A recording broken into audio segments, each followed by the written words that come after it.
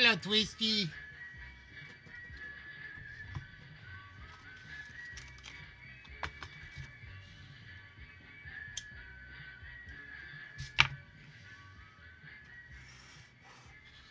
What's good, my brother from another uncle?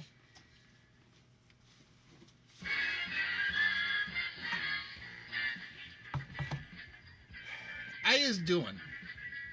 I want 2018 to be over with. Not my favorite year this year.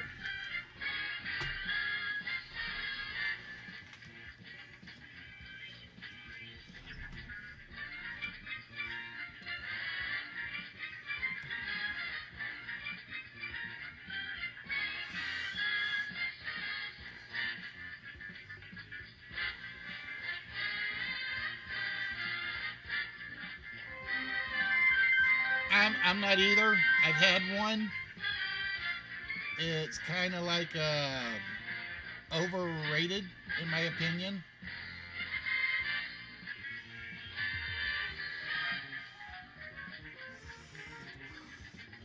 Now, Red Robin Burgers. Hello, Smoothies. How are we doing? Now, Red Robin Burgers, them's a good thing. Yeah, exactly. That's what it is. It's just too damn orangey. I don't mind an orange lager ale, but not those.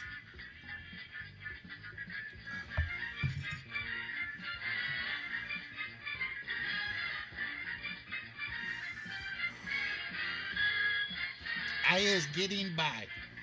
That's all I survived 2018. That's what 2018 started on a rotten foot and kind of ended on an average foot. I think that's an improvement, right?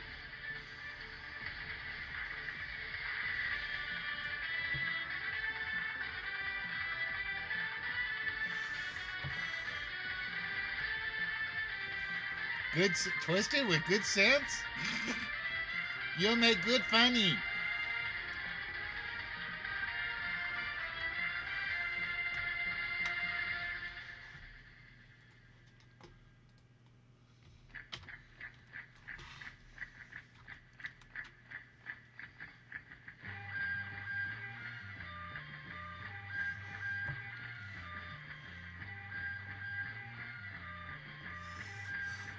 Well, because we know GQ has his own warped sense of good sense, right?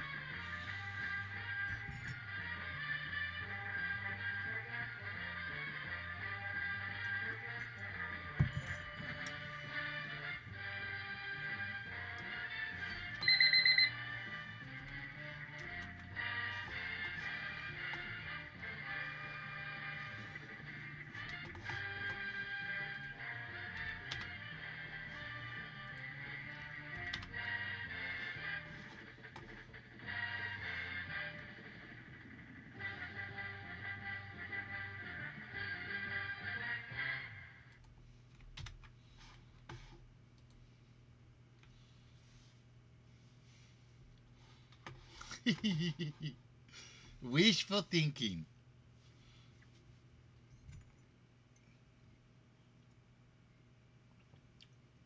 We're twisted involved. It's all wishful thinking.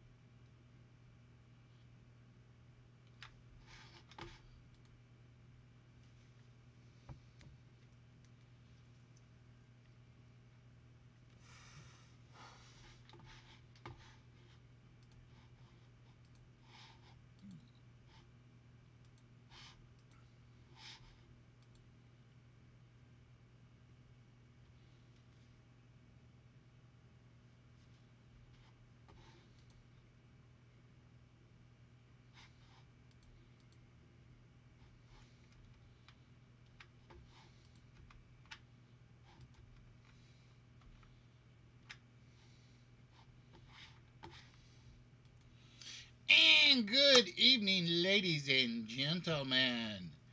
Welcome to the one, the only live interactive game show that comes to you live every Saturday night from El Twitcherino.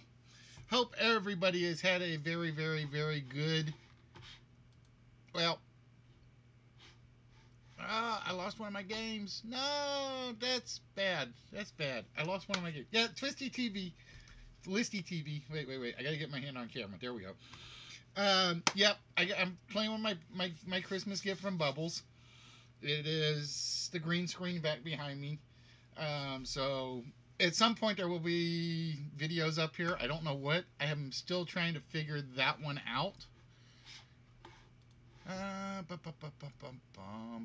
Bear with me, guys, because I lost something that I was going to run today, and I am not a happy camper.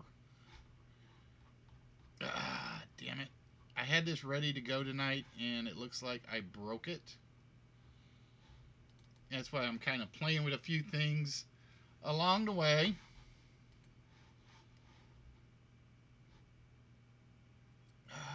I have to throw that one out. Damn it. I didn't want to throw that one out. I had that one ready to go tonight.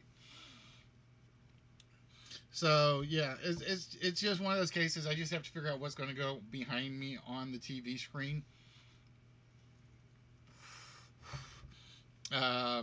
Which means you're going to see a few changes on the videos or on the game show, as we will show you guys very, very, very shortly.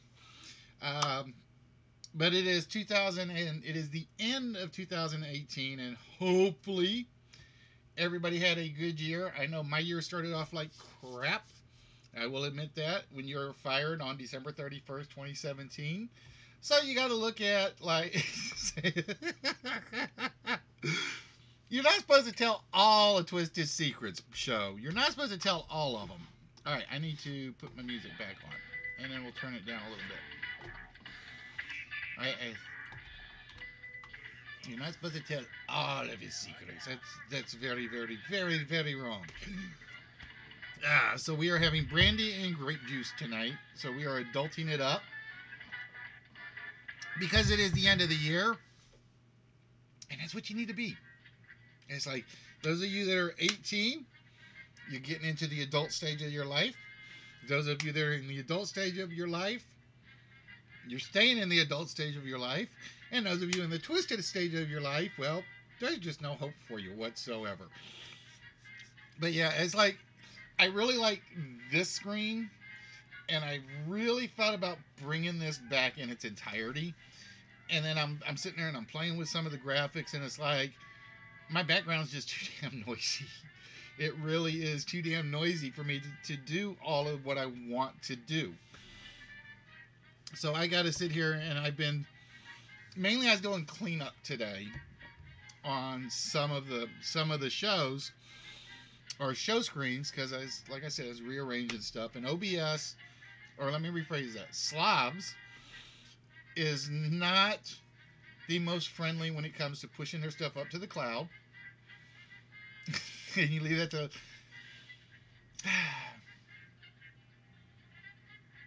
There's a joke there waiting to be made, and I will be in serious trouble if I did it. There's a very, very bad joke waiting to be made there, and if I make it, heaven help me. So yeah, like I said, behind me you guys can see I got rid of the majority of the shelving. So what I'm thinking at the moment, and you guys will have to bear with me because the light is still in my way. So I still gotta work my way over to everything. So I'm thinking I'm just gonna make that the background. But the problem is it's also green, as you guys can tell. So it looks really cool when you hold it up. I mean, it looks freaking amazing like that, but I don't know if it's going to work. I really don't. You see, that freaking looks like absolutely fantastic, especially in the lights, in the green screen light. So I've got to figure out what I'm going to do with it, because like I said, if I put that as my background for me, it's like, I'll just be like, wait, let me see if I can get it behind me. There we go. So I'll be like that. So it looks cool. I just have to figure out if I can make it work. And you know, I didn't even think about that until after I was doing some camera shots. And I'm like, damn it, Walrus is gonna hate me because he sent it to me with the green backdrop. And then it's like, and I looked at it, and it looks sharp. It really does with the green backdrop. All right, so with that, ladies and gentlemen, I am going to jump right over to. Now, like I said, you guys will have to forgive me if I have to do some tweaking during the show. But see, big me. So I kind of like me being here rather than hidden up there in that little corner. There are still a few bugs I do have to work out, as you guys will see here very, very shortly.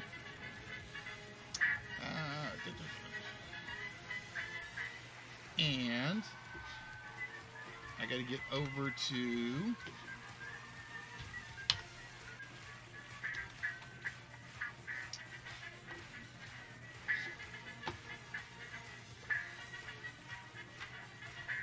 now. The other problem is like for some reason my sound has gone all wonky on my computer as well. I don't know why, but it's literally I didn't flip any flags, and all of a sudden my TV was no longer my primary audio, and my computer tried it, and I don't have speakers set up for the computer.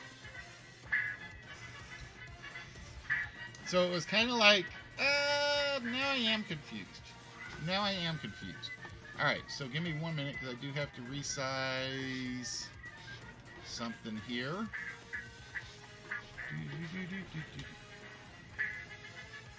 Oh, no I don't.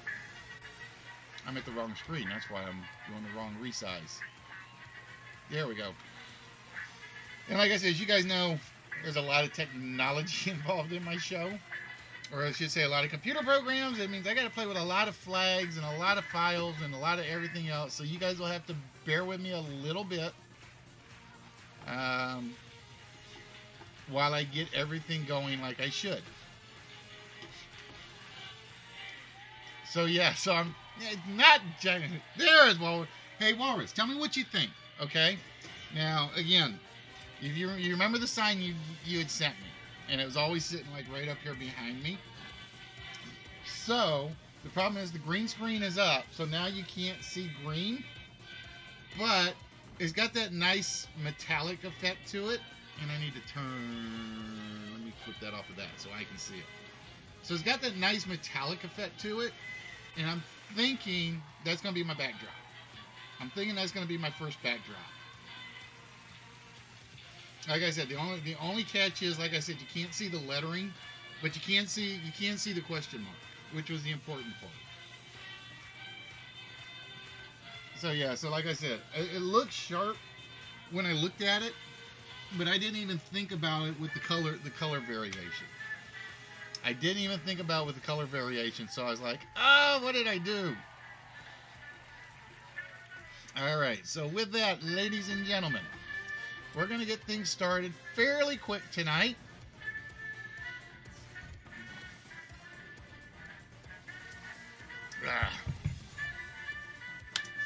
And for our first phrase of the evening, we are looking for candy phrases. We are looking for words and phrases that simply contain the word candy in them. So yeah, so how is everybody ready for 2019 is the question. Are you ready? Oh, please pray my pen didn't croak on me.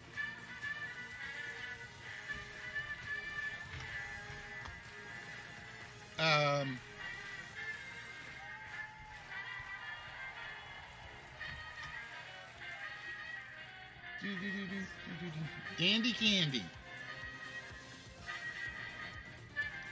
Maybe Dapper candy, I think. So yeah. So I'm sitting there thinking about it. And I have to admit other than the few days I took off throughout the year, was I am impressed I survived an entire year. As you guys know, it was basically January 1st, 2018. I was unemployed, and I stayed. It's family friendly now on my end. I don't know about what on your end is.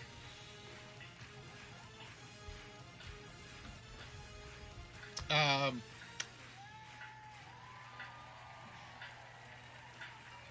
and I just realized what I had taken off.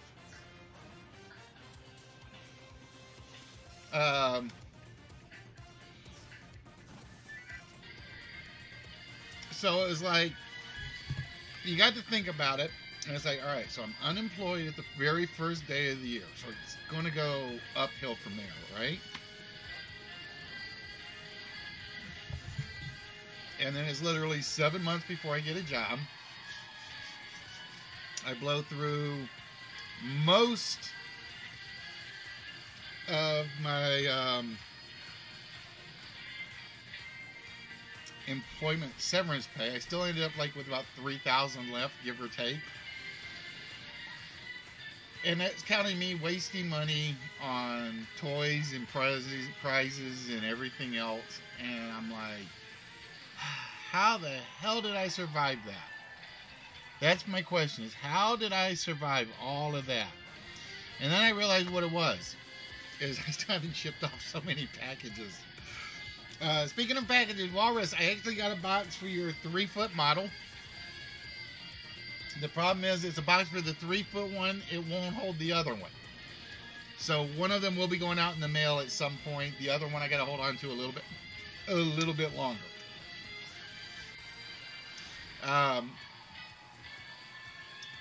So we've had times this year where we've struggled to really want to put together a show.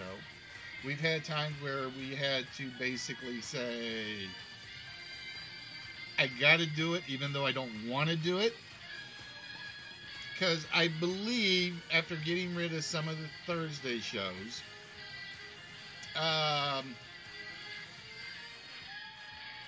we ran somewhere in the neighborhood of 111 shows throughout the year. Hey, Bleach, how are we doing? Tell Shy I love the cookies and Bubbles isn't getting any of them. She's all cookied out.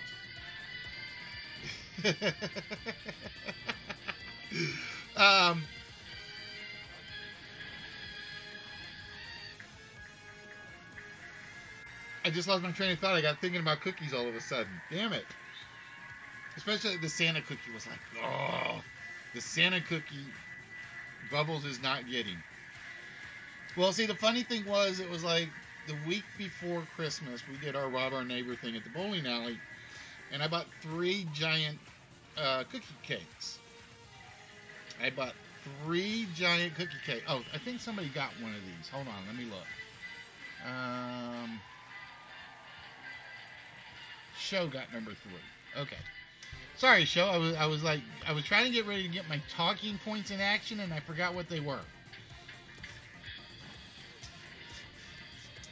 Yep, somebody did Candyland already. So it was literally for 7 months of the year. Somehow I got by without working, and I hated it. And you never sent me any fatality. This is why we love Shy and we don't love Fatality. Shy sends me cookies, Fatality doesn't. He keeps them all to himself.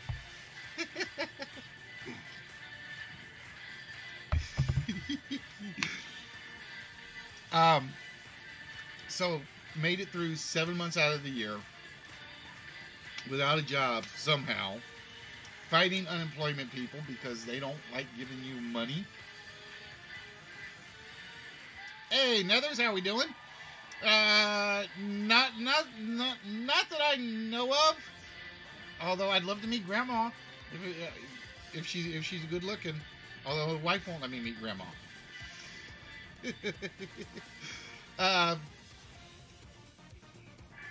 So it's like I managed to survive the first 7 months. I keep getting to that 7 month point.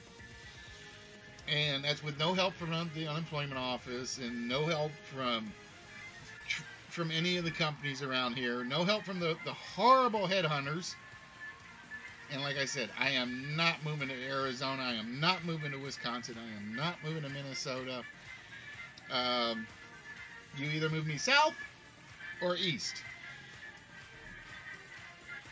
I wish it was a wig. It actually needs to get cut. It really needs to be cut. So yeah, like I said, somehow for those 7 months, everything just seemed to work around the house. It was, I was frustrated, but it wasn't enough to like bring me down. And then once I got the job and I started, like, this job like basically burns you out fast. I was talking on, or Nerdy had asked why I hadn't been on his show for a while. Oh, of course you can, fatality. There you go. Whoa, ow, head rush.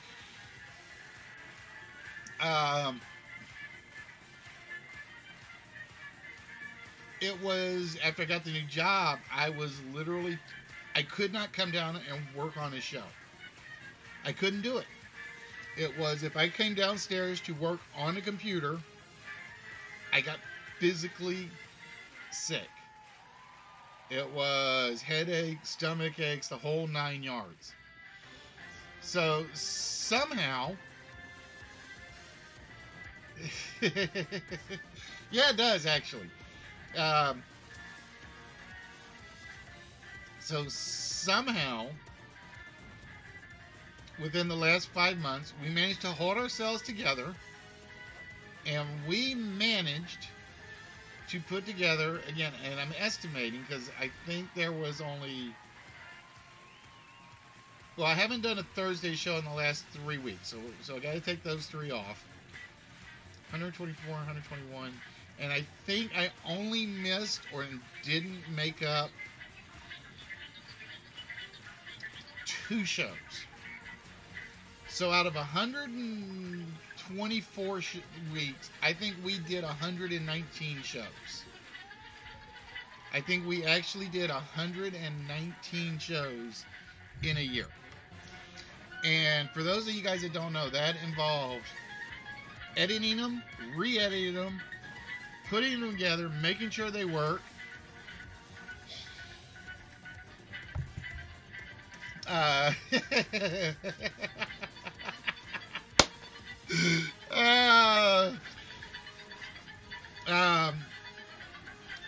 And then getting them out in a reasonable time.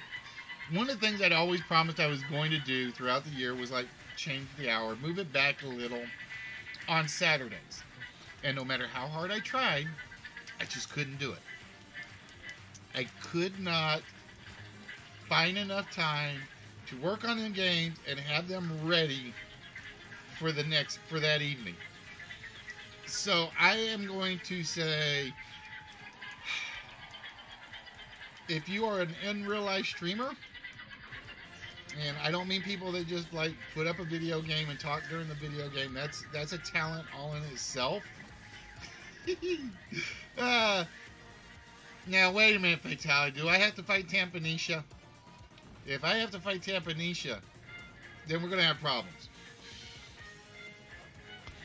Let me rephrase. If I have to fight Tampanisha for your affections, then I'm gonna have a problem, Fatality. So yeah, so like I said, for those of you guys that do in real life stream, who am I talking to, Nethers? Our primary platform is over on Twitch, even though we do use Mixer, we do use YouTube, we do use StreamMe, we do use Vaughn. Most of the people that you'll see me actually like recognizing right off are the guys on Twitch.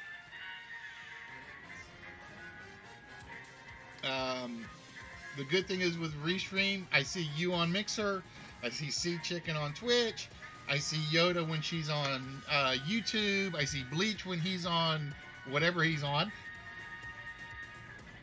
Or no, I'm sorry, not Bleach, Twisted whatever he's on at any given time. Um, so yeah, so over the year, I have come to appreciate more what the in real life streamers do, because not only do they have to converse with you, they have to put something together. And who was it I just got done watching? There was somebody I just got finished watching today for like about 20 minutes. Or no, it was today.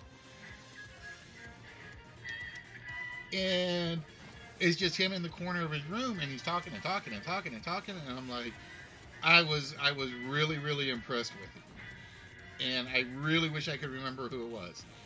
Now that's to say that, and I'm going to do a little critiquing here among some streamers. They don't know me. They probably never come in to see the show, and it's like it's not a bad thing. It's a critique. I don't care who you are as a streamer. And I learned this a very, very long time ago. You asked for the popularity. You got the popularity.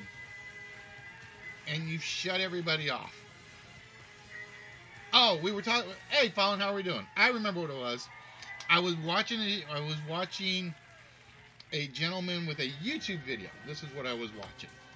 It wasn't a live stream. And he's talking about all the things Twitch has done since they become Twitch TV from Justin TV. And how Twitch put together these communities, and then they wiped out the communities. And they put together these hashtags or these tags that are not very good.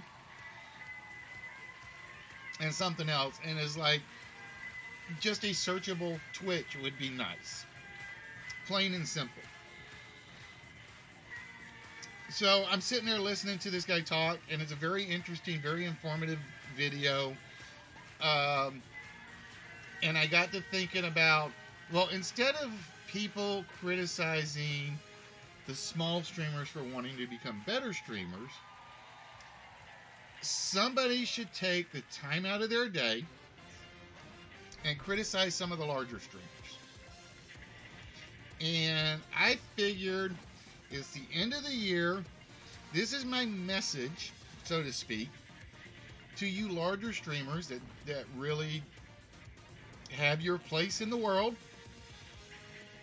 And you are always going to be one of the large streamers. Number one, when Twitch made subscriber-only chat and follower-only chat, it probably sounded like a really, really good idea. But you guys didn't get big starting off with 1 million followers and 1 million subscribers and everything else. And I got busted on this once for having people go into a streamer's room that had this on. I don't care who you are. You should never, and I mean never, use a follower-only chat or a subscriber-only chat. Don't care who you are. I don't care how big you are. I don't care how popular you are. You know why you got popular? Because a bunch of non-subscribers, non-followers, what's the other one I'm trying to think of? There's another term I'm trying to think of. Because they came in and they talked to you or liked what you were doing and said, oh, dude, that's cool. Or, wow, that's a lot of fun. You're really funny. You're really great. And then you shut them out. And I get there are trolls out there, and you don't want to deal with the trolls. It makes sense to me. But somewhere along the line, you forgot that we're not all trolls.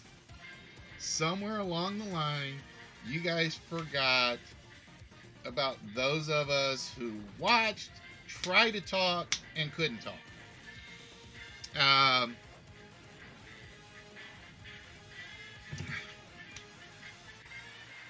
It was literally my first major turnoff to a streamer that ever happened. I had watched one stream. It was absolutely fantastic. And I invited some people to watch with me. Or I had done a raid. And the moment we raided, he had it as follower-only chat. Or subscriber-only chat. And I'm like, well, thanks. You just screwed me and yourself in the same process. You want candy? Would you like some candy? Why am I picturing the predator right now? Showing in the predator mask. Oh, I'm not even paying attention to. Well, see, that's the other problem is I can't hear my damn sound effects on my switcher, and I don't know why.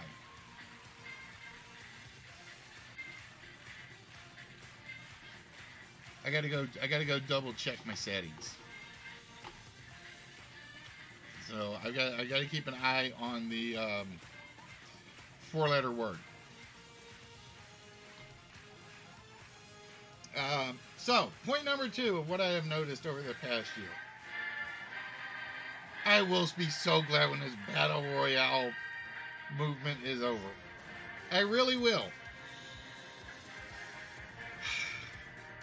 Call of Duty, Black Ops, Fortnite, PUBG, H1Z1. What am I forgetting? I'm forgetting another one. They all had to have their Battle Royale. Please, will somebody just let it end? That's all I'm begging for. All right, that's it. That's all I'm going to say about that one. Let's see. What else did we notice in 2018?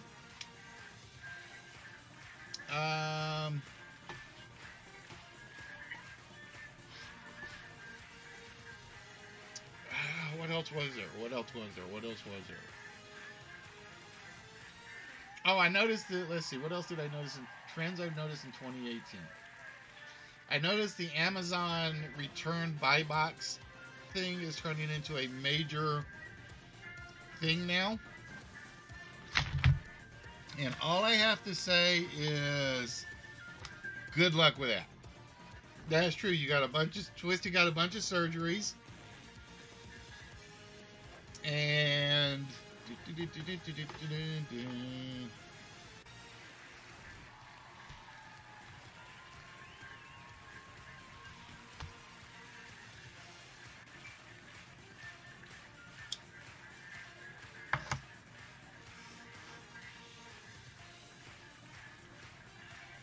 I just lost my train of thought. I always lose my train of thought when I have to like write one down.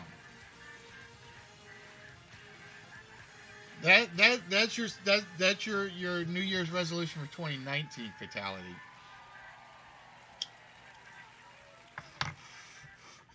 Fatality's 2019 resolution will be to be laid to the ketchup song. Or no, what's the one that GK? What's the song you did all the time? The toothbrush song.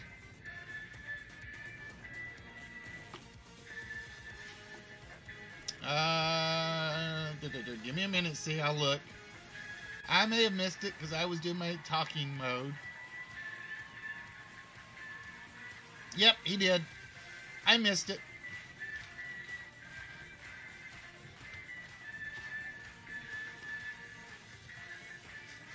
Sorry, see, I didn't mean to miss that one.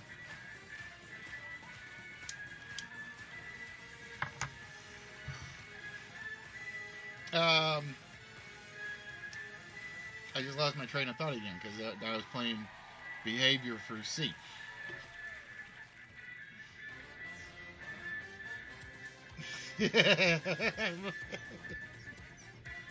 I knew that was where fatality was going to go. I knew that's where fatality was going to go with that one.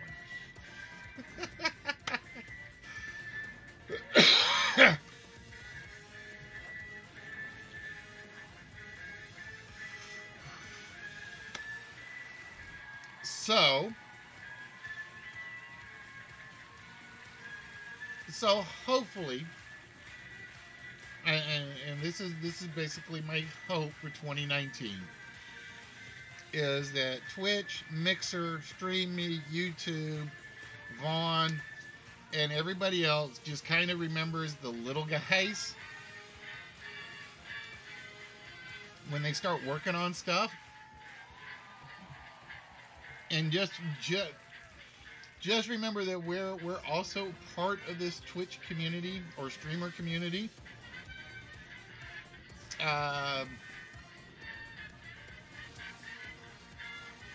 Like I said, I know we're never going to make Twitch all the money in the world that everybody else is making them.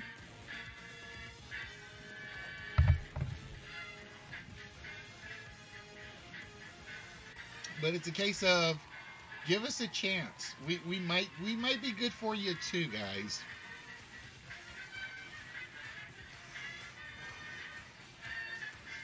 Fatality Scissorhand. And Twist is already crunched over like, no, I'm going to stay away. Nah, Fatality Edward doesn't have that ring to it Fatality Scissorhands has. Doesn't have that same ring to it.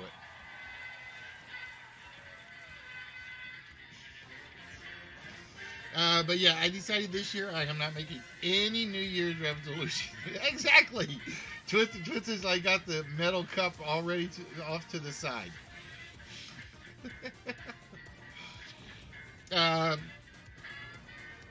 So yeah, one thing I said this year is no resolution for 2019, just because I think next year is going to be whatever happens just happens.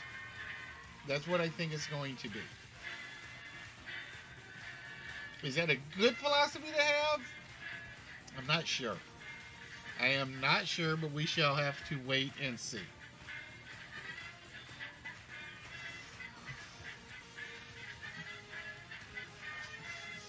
And we are down to 2, ladies and gentlemen,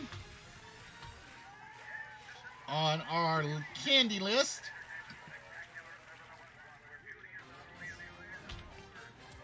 And I'm going to start my timer. And as you guys noticed, I got rid of the timer on the screen.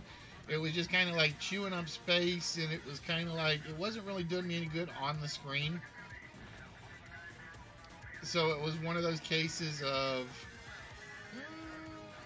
that's something I think I can actually get rid of.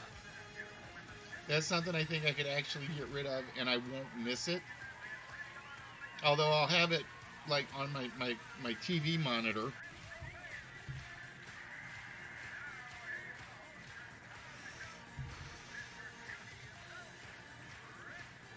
Just for timing purposes. And we can say like, oh, you're down to 5 minutes on this game, or 4 minutes on this game, and so on and so forth. So yeah, looking back, 2018 was not my best year, which means 2019 should be a really good year. See, I haven't even included the house disasters, like the window breaking, or falling out, or the pipes going completely haywire twice a year like they always do. So the question is, how has your 2018 been? Did it start off great and go downhill? Did it start downhill and go off great? What was your moment of 2018? That's the question. And while we're doing that, I am going to, because like I said, I had this working earlier. I don't know why it's not now.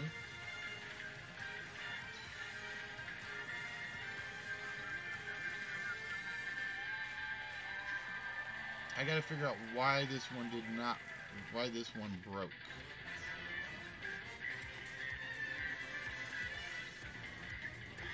So what I'm gonna do, while you guys are guessing there,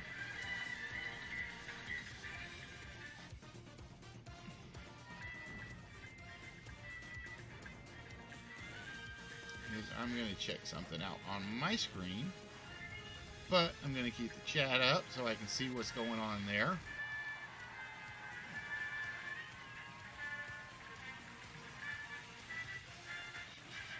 I know what I did. Nope, I don't know what I did.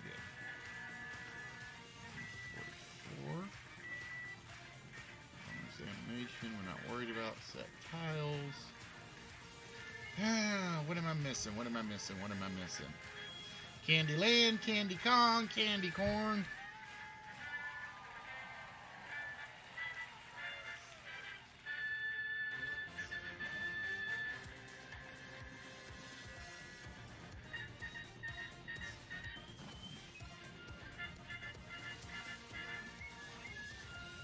So bear with me while I am looking for something, guys. Unless I just completely erased... Oh, duh. I am an idiot. That's why it wasn't working.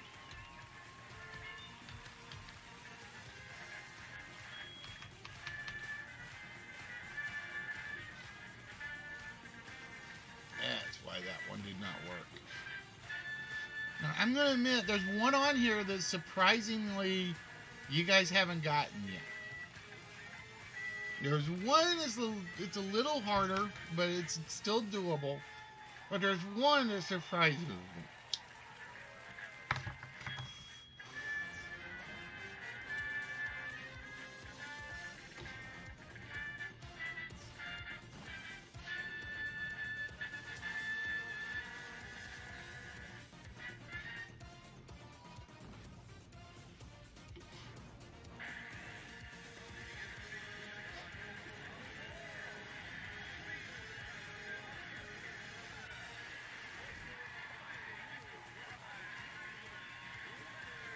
I said it, you just missed it, which has been known to happen, but no, this one I haven't seen.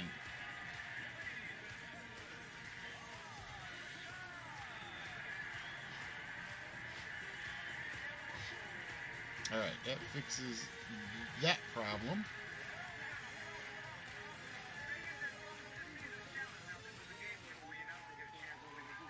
So we are down to 2, ladies and gentlemen. We are down to 2 for our candy phrases.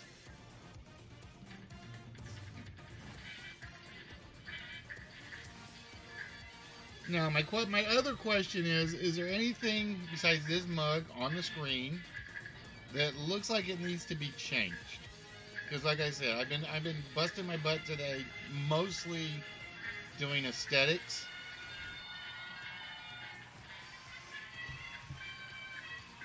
So I'm just curious to know if there's anything you guys think needs to actually be changed on the system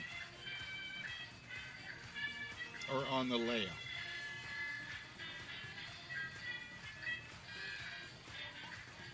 Old-time candy. That would be rock candy. I remember going to the fairs, and you get the cardboard box of old-time candy, and it was just like this hard, crunchy rock stuff. And your mom's like, nope, you only have one. And I'm like, but it's my candy. I'm going to eat it. Crunch. Oh, I don't want it anymore.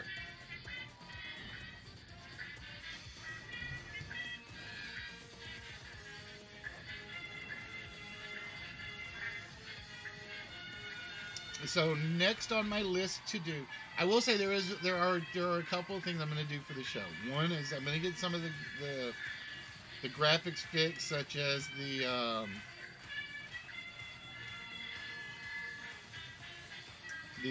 sponsored by over there, because you'll notice it quit cycling through, and I don't know why. The chat could be bigger. Well, we could. I don't know if it'll work. I don't know if it'll do it while I change it here.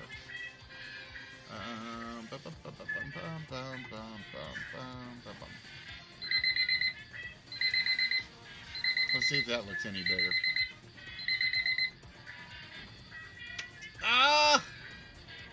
Let's see. Soft candy, candy coma, candy chew, discount candy, caramel candy, Halloween candy. So, unfortunately, ladies and gentlemen, We have two of them that did not come off the list. And I'm going to say, when you guys started working on the phrases, I thought number 5 was going to come off. I thought I was going to swear number 5 was going to come off. And number 5 was very simply,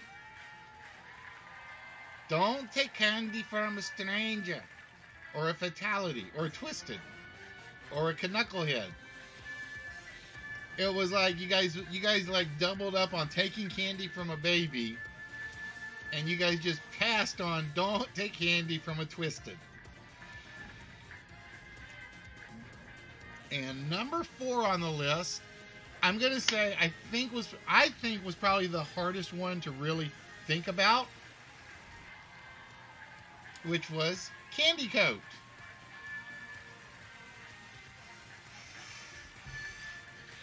But it was like you guys literally doubled up on take candy from a baby and like a kid in a candy store.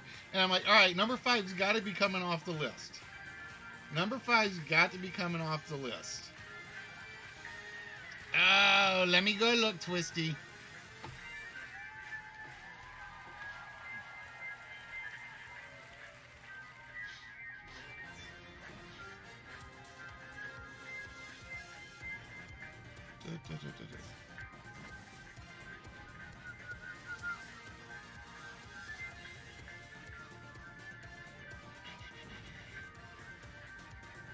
Oh, there it is. It goes to Twisted. It said candy coated. That's why I missed it. I was just looking for a coat. I was just looking for the coat. That's why I missed it.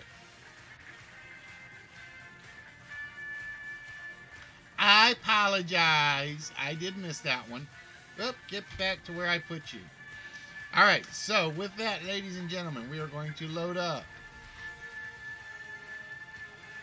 one celebrity spot, one small prize. I cannot get my mouse to work right now. One small prize and one vault shot. And the only one we're hoping it does not come under is don't take candy from a fatality. Is it? Don't take candy. Oh, and the vault shot gets taken away.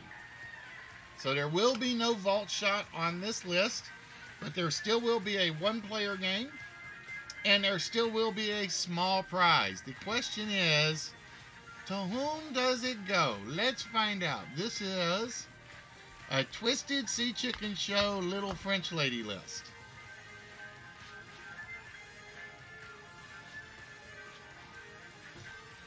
So we are just going to literally work our way through the list as best as we can.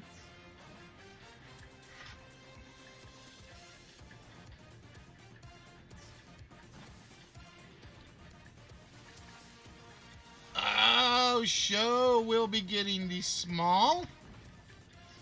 And let's see if Show also gets the one-player game.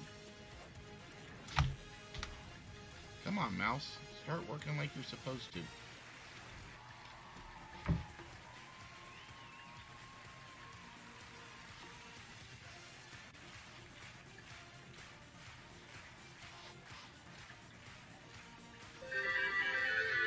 Hey, Minecraft, what's good? And for some reason, my mouse is being really, really flaky right now. So hold on, guys. Or actually, my slideshow is being flaky.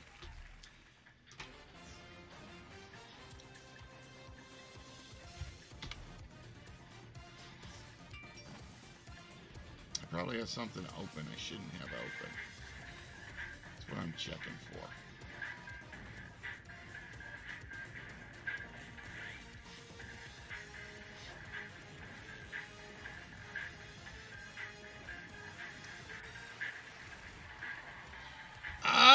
Show we'd be pulling a twofer tonight.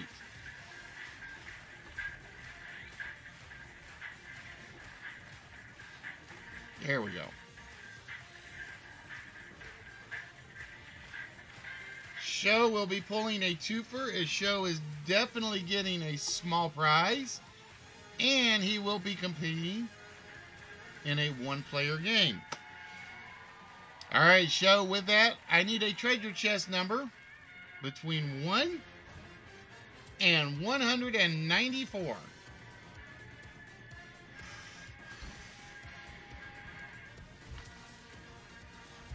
There is a very bad adult joke just waiting to be made there. Fatality, help me out. Or Bleach, help me out.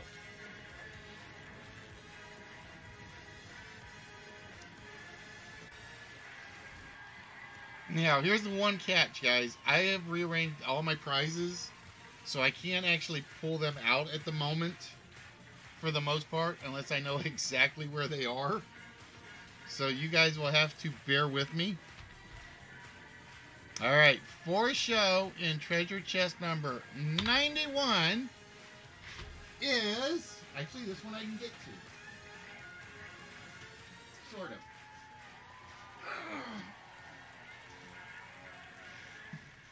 Show will be getting the magnet. The Blair Witch magnet. Which looks a little fuzzy with the color... I still can't speak the English. So, Show, congratulations, my friend. That will be going to you. That is the Blair Witch magnet.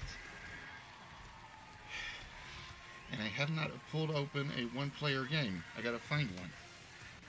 That is going to be a tough question. So... give me 1 minute, Show, as I go find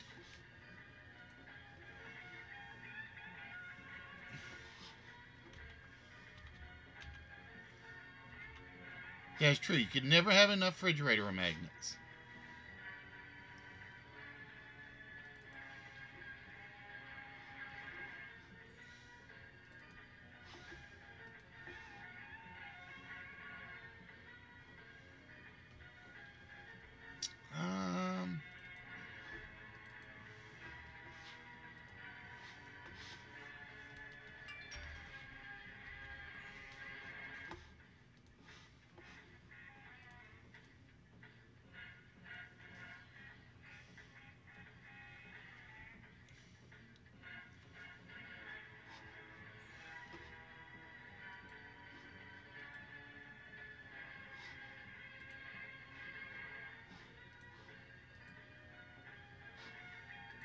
So I'm working on them, Fatality.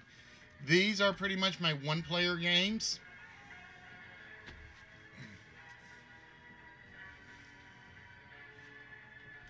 These are basically set up. Right now I've got Secret X, Lucky 7, 3 Strikes, Danger Game, Dice Game, the Poker Game. I'm still working on Golden Road. I just don't think I'm going to ever be able to get cliffhangers done. Because I literally... my programming for that is getting there. I have a friend that has a Plinko version. I haven't grabbed it yet, although he said I can use it. But it is one that I have been intending to download and use.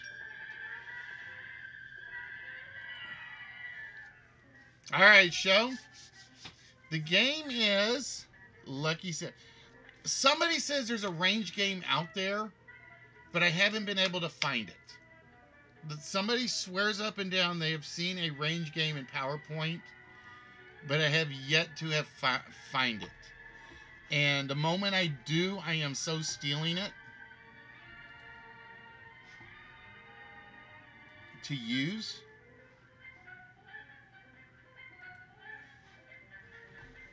Alright, I see what I got to do here. Hold on.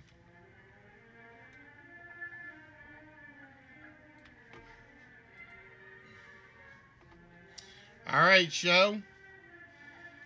Oh.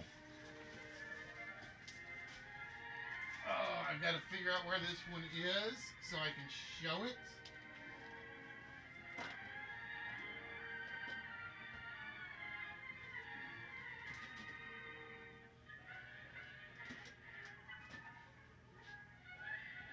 And like I said, that's my problem is I've moved everything around, so I've got to find everything now.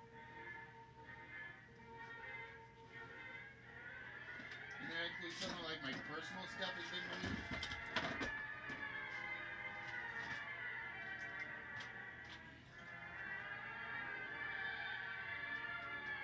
Bear with me a minute, show.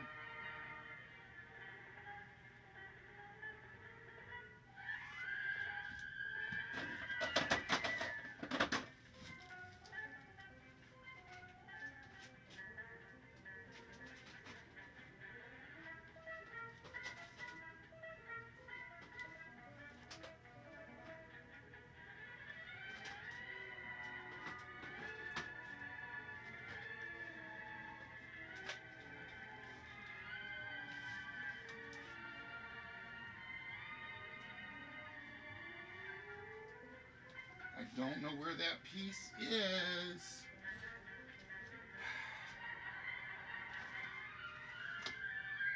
Damn it. I'll have to find it.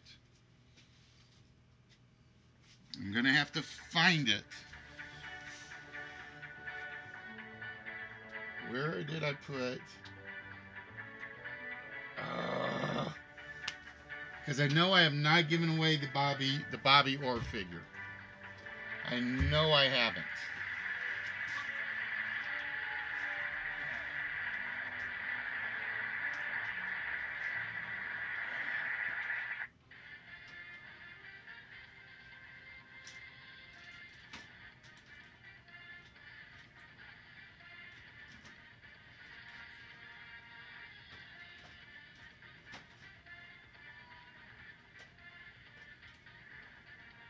Oh, where is it? That's my question.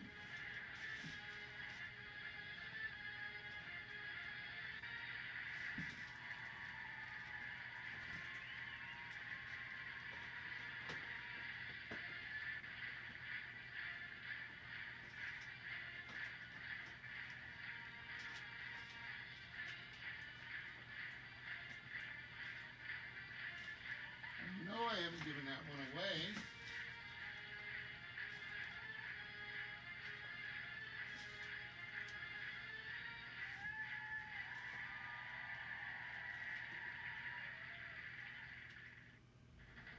At least I don't think I gave that one away already.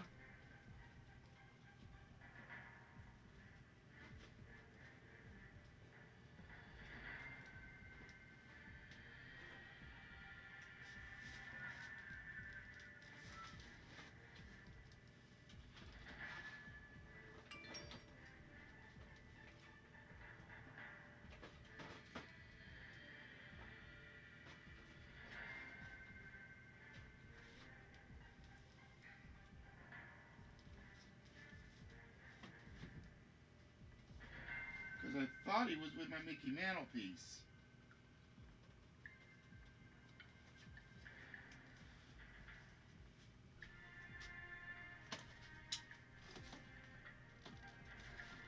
I would have swore he was with the Mickey Mantle piece.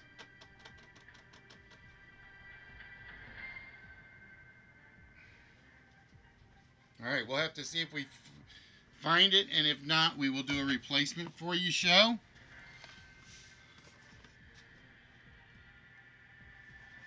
All right, so this is how it works, show. We are going to show you an item that has a value of over $10,000. And the item we have is a 2019 Primetime Avenger ATI 27 Airbus camper. Camp without leaving the comforts of home. This Avenger RV trailer with aluminum exterior and cambered alloyed frame sleeps 6 and has its own walk-on roof deck. Get away from it all without losing it all. All right. I will tell you, the value of this item is up in the board. It is at least $10,000. It is less than $100,000. What we need from you, show, is each number in the price. All you have to do is keep one of those dollars that are left on the screen. So if you think the first number is a 5 and it's a 2, you lose 3 of them. If you think it's a 2 and it is a 2, you don't lose any. If you think it's an 8 and it's a 1, you lose all 7. So, show, we need to know what you think the first number in the price of the 2019 Primetime Avenger is.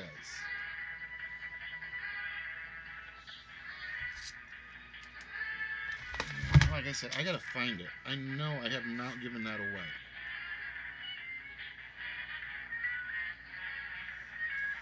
Alright, show says the first number is a 3. Is the first number in the price of our Primetime Avenger a 3? It is only a 2. But that only means you lose $1 out of it, show.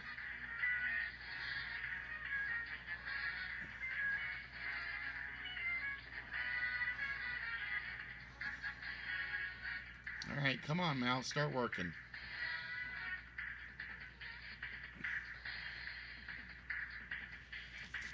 Yeah, my mouse is not working correctly, so we're going to have to wing it a little bit.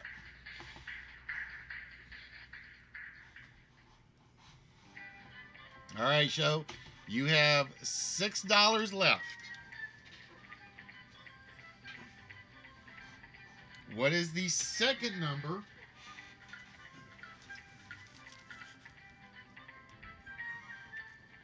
in the price of our RV? Show says it's a 6. The correct number is... Come on, mouse.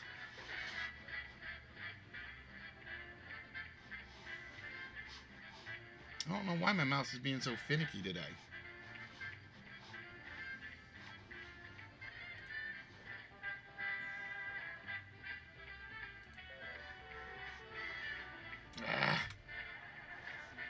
I think it's a size issue.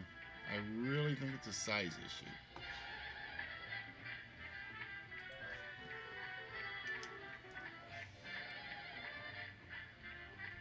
It is a 9, which means show loses 3 of them. So you are down to $3 left, show.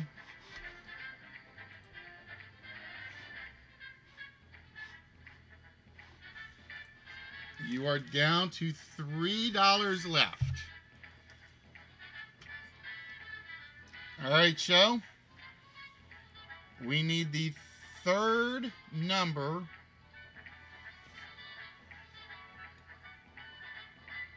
in the price of our RV. All right, so we are not wanting to see a 1, a 7, 8, or 9. Is it a 4? It is a 5, which means you only lose 1.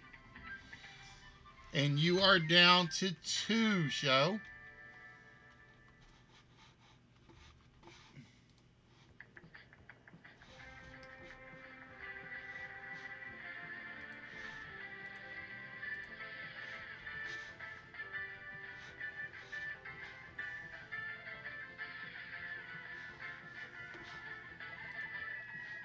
All right, Joe, we are looking for the fourth number. You have $2 left in your hand.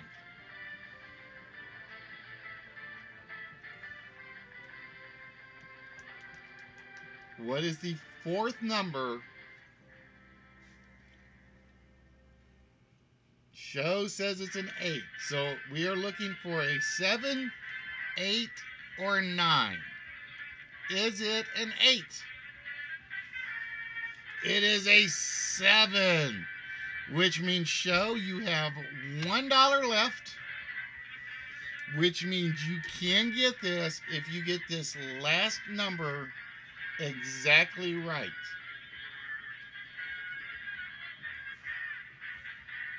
The price of this Avenger is 29,570 what?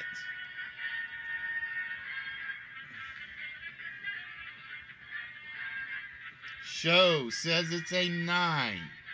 If it is a 9, then I do have to go dig and find the Bobby Orr piece. And if I can't find the Bobby Orr piece, we'll find you a replacement.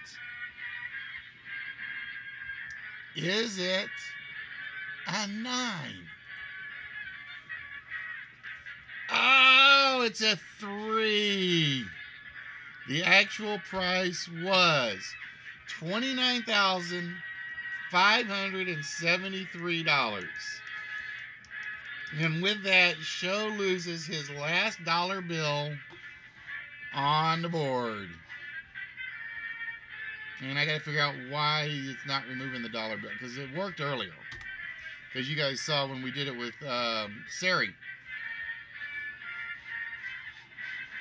it definitely worked. So I got to go figure out why the dollar bills are not coming off.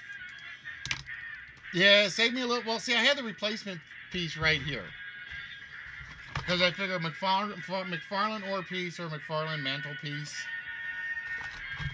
I'll find it, though. I promise you, I'm going to find it.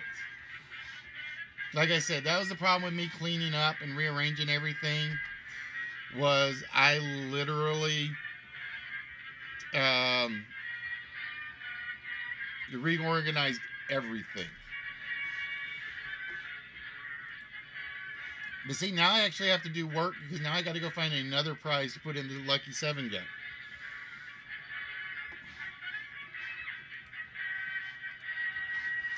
All right, ladies and gentlemen. Give me 1 minute, because I am going to change my questions on this board. Because I really want to do the one that I was going to do Christmas Day, but I couldn't do it because I was just basically, I would have gone dead in the head. So what I'm going to do,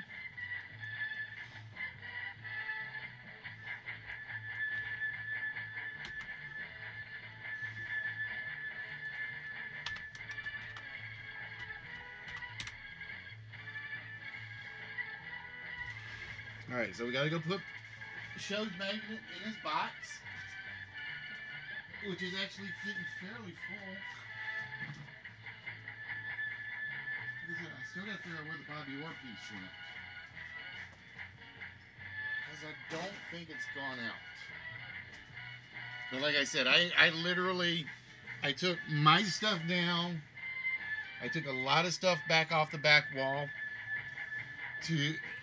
and then I forgot to like just basically rearrange everything and get pictures of everything that I was going to do.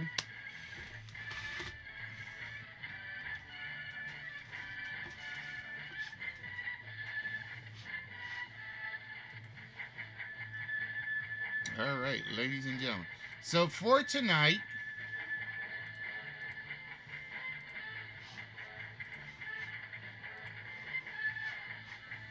this was a game that was going to be done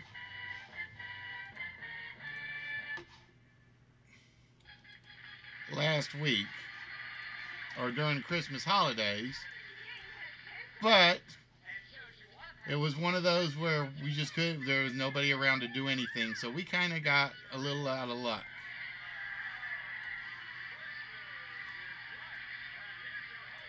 So for tonight, ladies and gentlemen, it is time for the $1 Million Chance of a Lifetime game.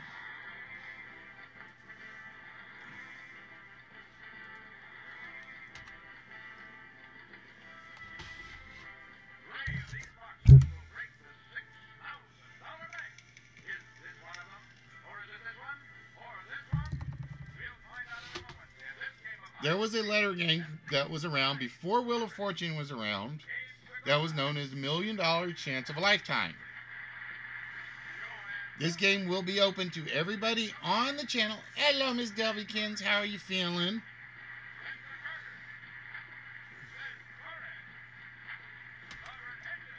And the rules are as follows. We're going to give you guys a toss-up trivia question. Everybody can answer. First correct answer basically gets it. Whoever gets it right gets to guess one letter in the mystery phrase. If the letter is in the phrase, you get to take one guess at the phrase. If you guess the letter and it's not in there, no guess for you. All you have to do is guess the mystery phrase to win the game. So, with that, ladies and gentlemen,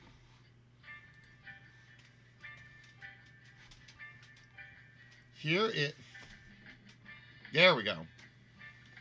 Here is the topic and the mystery phrase. The movie critic loved Christmas because he loved blank.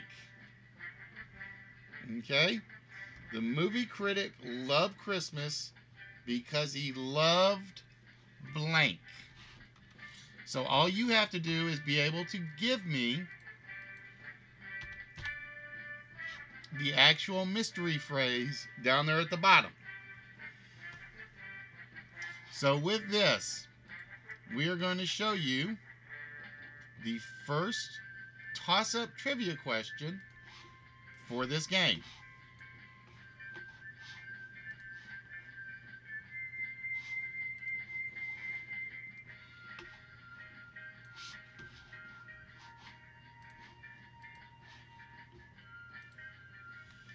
In the song, The 12 Days of Christmas, what did my true love give to me on the 12th day?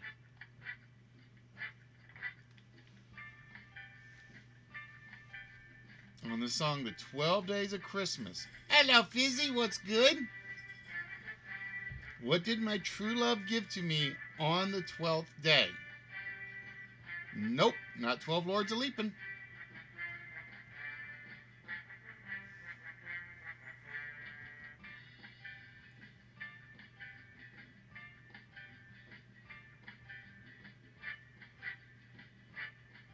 It should say in the original song, The 12 Days of Christmas.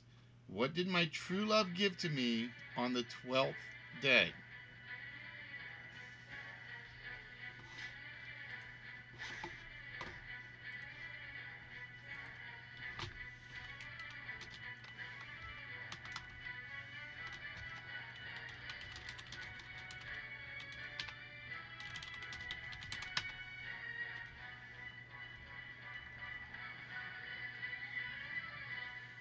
It was, although of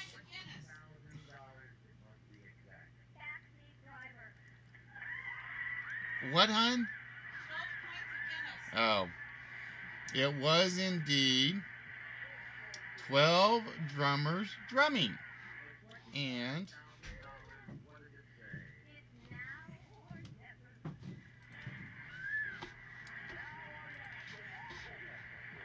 bear with me, guys, because it's acting up again.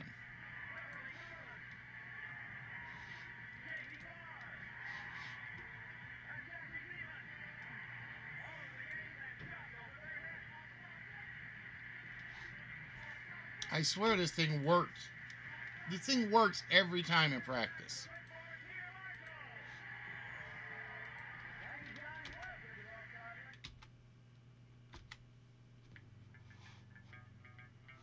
Every time.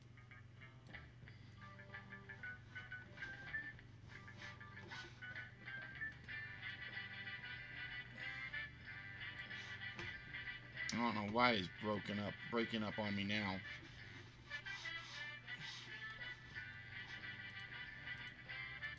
Give me a minute.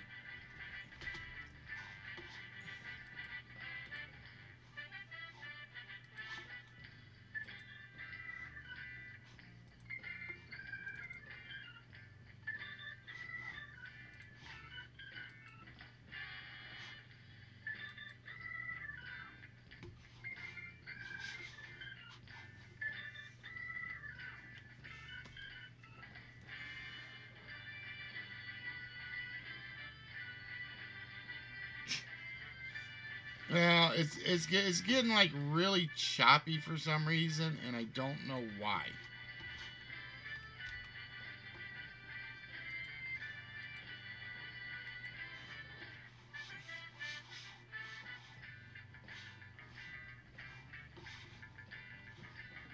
He's getting really choppy software wise. All right, so with that, Fallen, you get to choose the first letter off the board. Now, officially, if you pay attention to the song, you actually got 12 drummers drumming, 11 lords leaping, 10 pipers piping, 9 ladies dancing, 8 maids milking, 7 swans swimming, 6 geese laying, 5 golden rings, 4 calling birds, 3 French hens, 2 turtle doves, and a partridge on the pear tree on the 12th day of Christmas. So you end up with 12 frickin' partridges in a pear tree. I don't need that many partridges.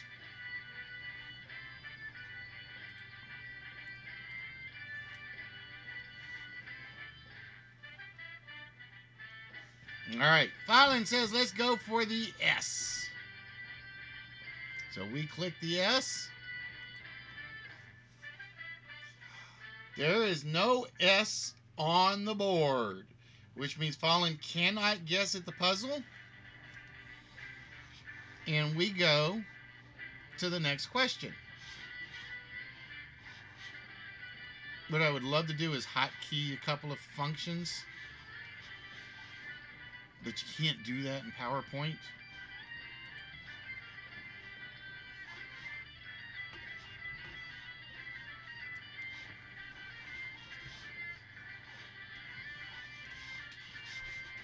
Come on, computer. Frickin' son of a...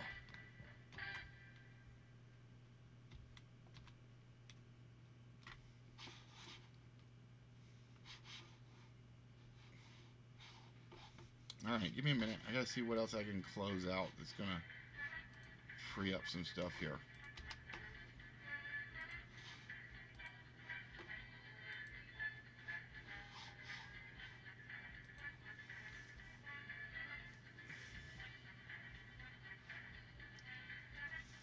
I know, I was like, and then I was like sitting there like, which word am I on?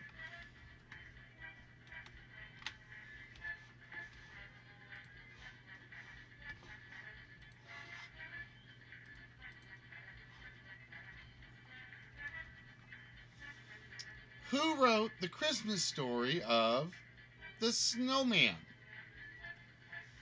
Who wrote the Christmas story of the Snowman?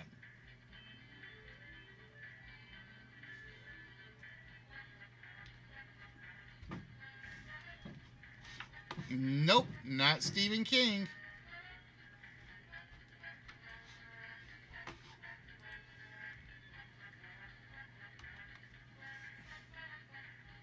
Who wrote the Christmas story of the Snowman? It was Raymond Briggs.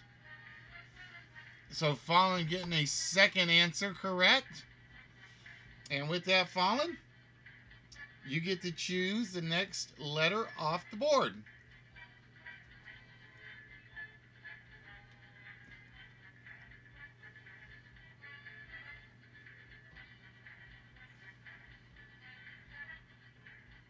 All right, we're going to go for the T. Is there a T in there? There is one T in the phrase. So, Fallon, the movie critic loved Christmas because he loved... Can you finish the line?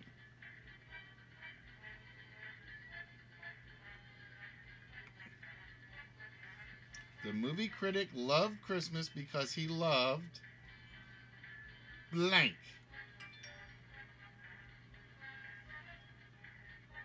All right, no guess from Fallon.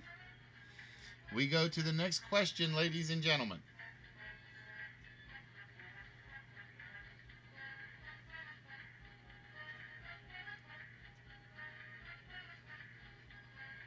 What color is Santa Claus's belt?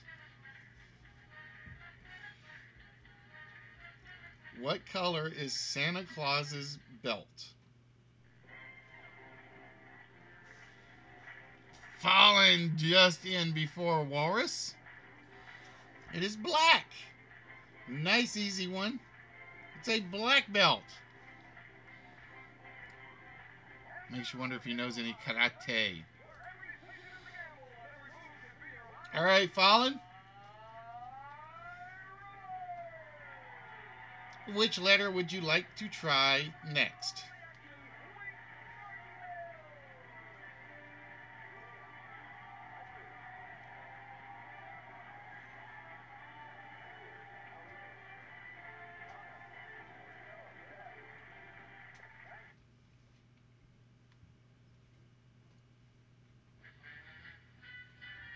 All right, we're going to go for the A.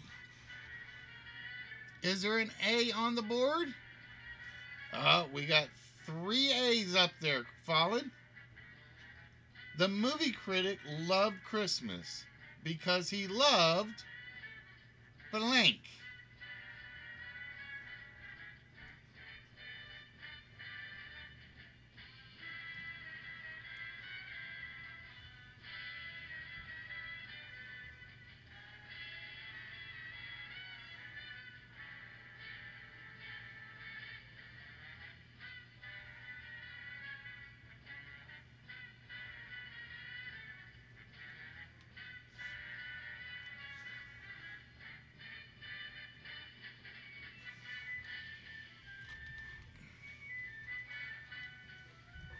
No guess yet. All right, so with that,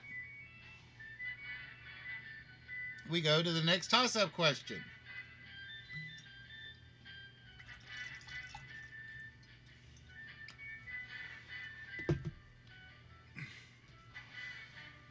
In the TV show The Simpsons, who or what is Santa's little helper?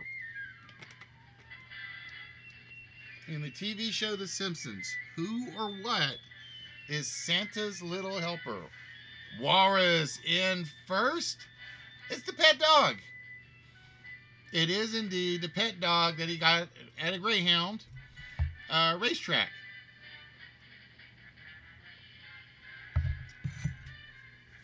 All right, Walrus. You get to choose the next letter off the board. All right, we're going to go for the E. And we got a few E's up there. The movie critic loved Christmas because he loved blank.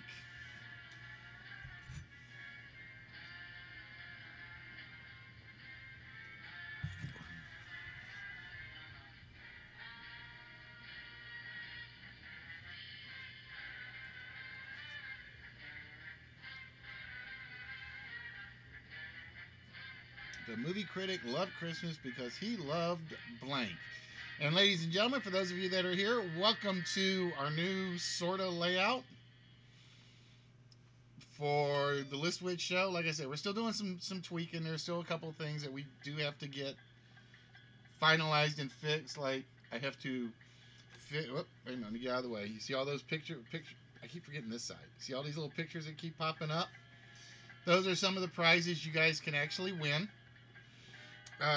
Problem is I've got to find a lot of them now because with the new setup I had to tear the studio apart and put it back together, and I don't know where some of them are. I really don't. All right, no guess from Walrus, and we go to the next question.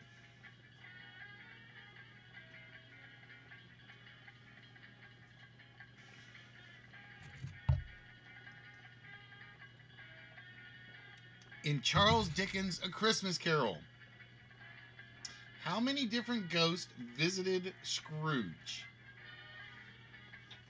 In Charles Dickens' A Christmas Carol, how many ghosts visited Scrooge? Fallon just typing in as many answers as quickly as he can. There were 4. There was Marley, past, present, and future. There were 4 ghosts to actually visit Ebenezer Scrooge. All right, Fallon.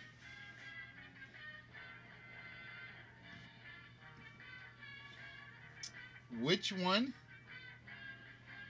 Which letter would you? Everybody forgets about. Everybody forgets about Marley when you just say go Christmas. They always think past, present, future.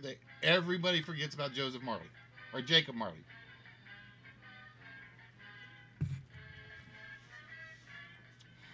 All right, we're gonna go for the R. Is there an R in there? There is an R in there. All right, Mrs. Fallon. The movie critic loved Christmas because he loved blank.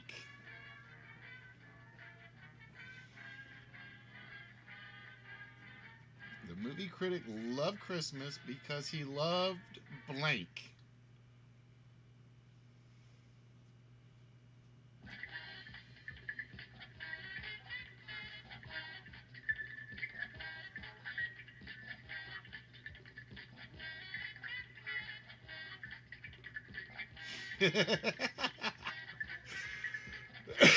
Oh.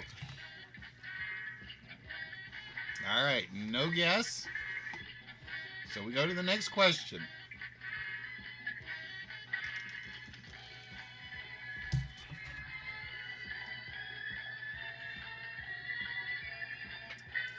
Which country traditionally provides Britain with the Christmas tree for Trafalgar Square in London?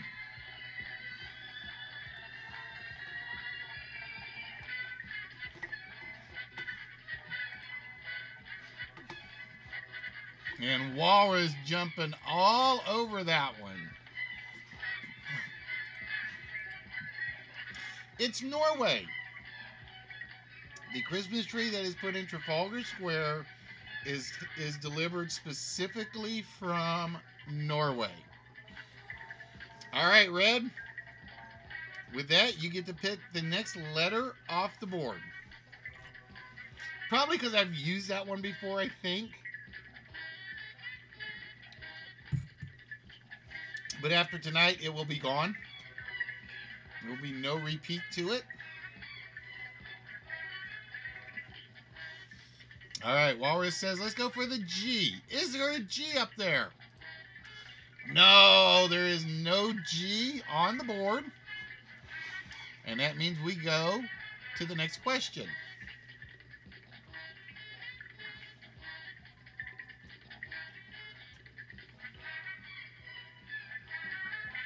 Who were Balthazar, Melchior, and Caspar? Who were Balthazar, Melchior, and Caspar?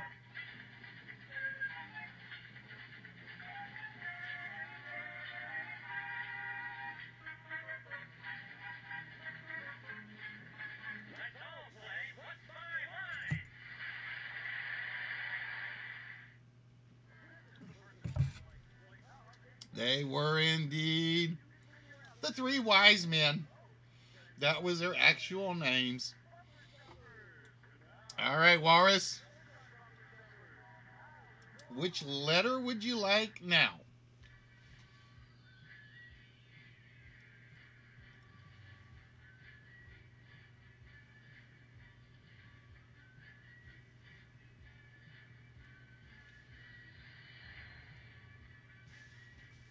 The S is already off the board, dingbat.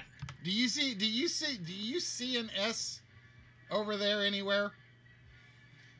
NOPQU. Somebody sent Walrus back to grade school. Or Knucklehead school.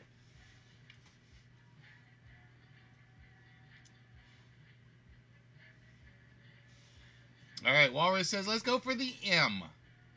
So we go for the M, and there are no M's on the board, which means we go for the next question. Wait, you're not Hawaiian. No. That is no excuse. From the Christmas Carol, Good King Wenceslas. Where was Good King Wenceslas the king of?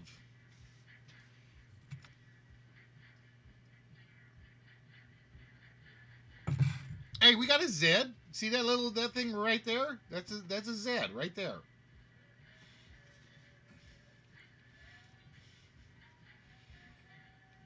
from the Christmas Carol, Good King Wenceslas. Where was Good King Wenceslas the king of?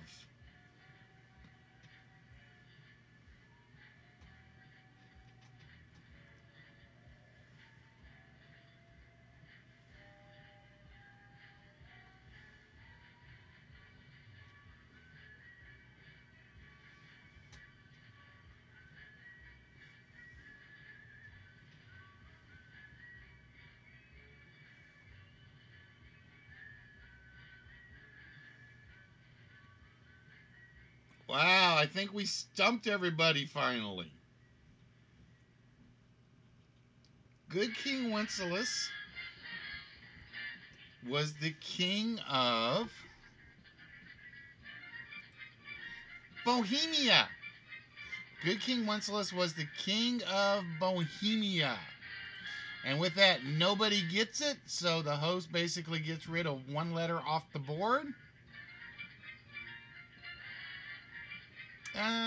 Let's get rid of the Q.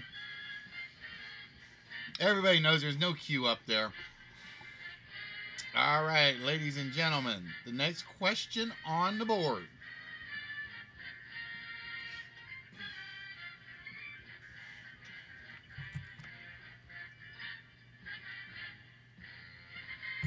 In which famous Christmas song is a snowman pretended to be Parsons Brown? In which famous Christmas song is a snowman pretended to be Parsons Brown? Nope, not Frosty. It is not Frosty.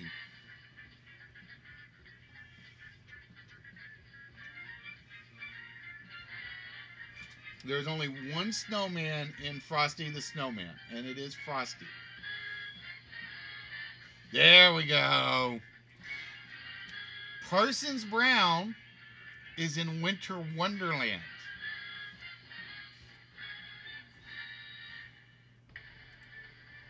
All right, Mrs. Fallon,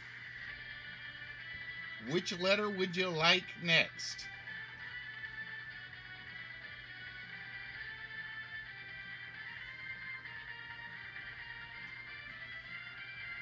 And I will tell you, we're down about 8 minutes in the game, folks.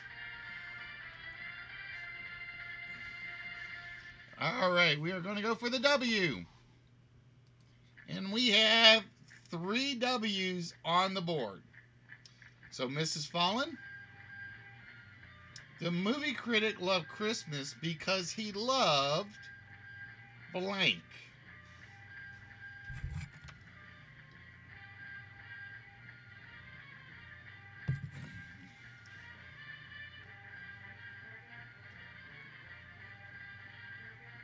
There's no such place as a Winter Wonderland? I don't know about that, Sea Chicken. The Caribbean Cruise would be a nice Winter Wonderland place.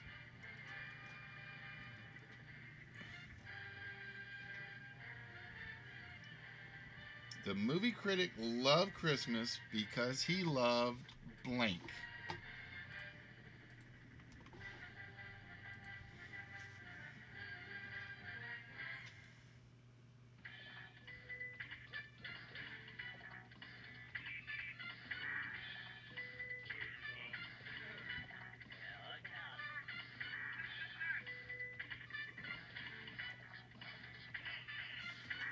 Alright, so we're going to put Mickey up for a moment. See,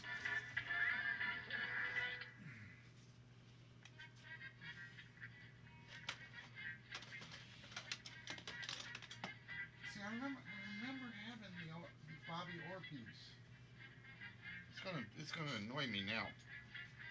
It really, really is. All right, no guess from Mrs. Fallon, so we go to the next question on the board. Oh, I see a lot of typing coming on this one. In what year was the first Christmas card produced? In what year was the first Christmas card produced?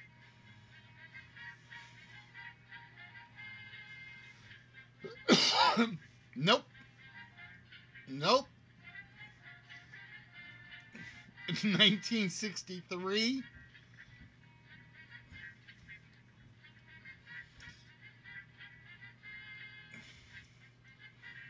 I will say everybody but Sea Chicken guessed too late. In what year was the first Christmas card produced?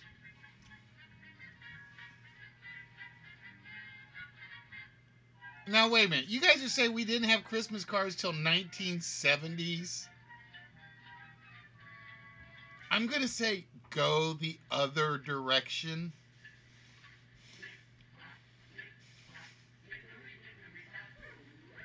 In what year was the first Christmas card produced? Are you talking about like mass production Christmas cards or like specialty shop stationery type cards? The first Christmas card. I will say show's the closest right now.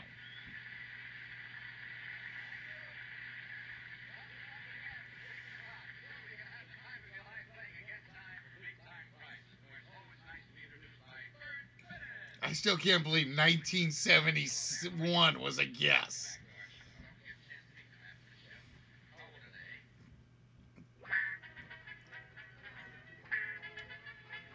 You're in the right century?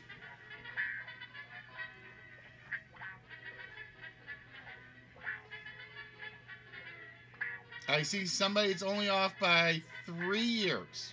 Oh, jeez. Mark stealing it. It was 1843. The first ever Christmas card was produced in 1843. Hey, Maynard, what's good? All right, Mark, you get to pick the next letter.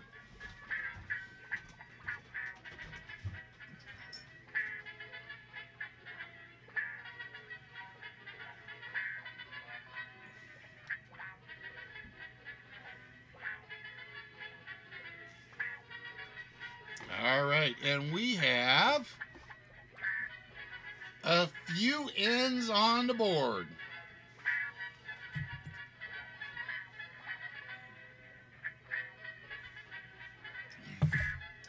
Mark, the movie critic loved Christmas because he loved blank.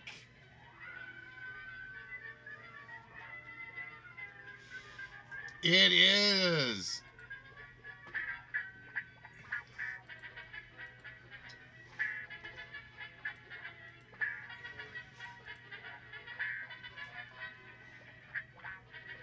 Walking in a winter wonderland. What? Boo, yes. I will tell you guys, and Mark's won this game before. Every answer on the $1,000,000 Chance of a Lifetime game is a pun. And some are not very good. No, I will tell you some are not very good. One of my worst puns ever was actually had something to do with Pablo Picasso, and I can't remember what it was. You knew the rest a while ago. The moment you got the W's, I think you knew the rest of it. It was just that first word. The movie critic loved Christmas because he loved Christopher Walken in a winter wonderland. So, congratulations to Mark. And give me a minute, Mark, because. Cats destroying the sunset. Hmm? Cats destroying the set. Yeah, that too.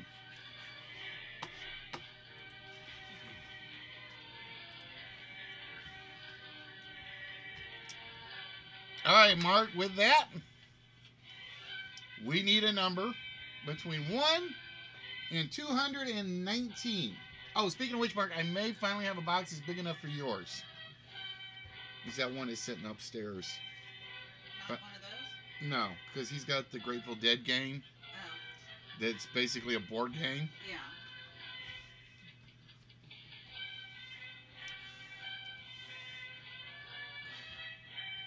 What are you doing? Nothing. Give me a minute, Mark. The wife is doing something. I have no idea what she's doing.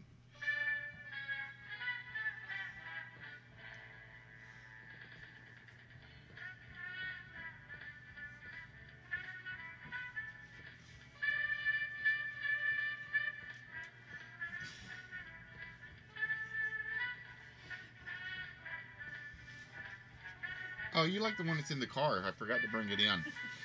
All right, Mark says number 66.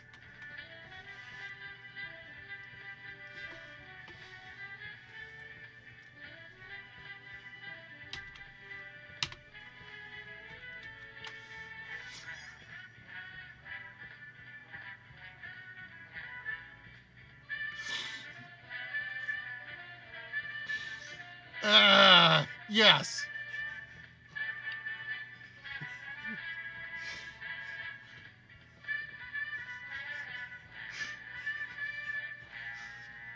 I think I just found a.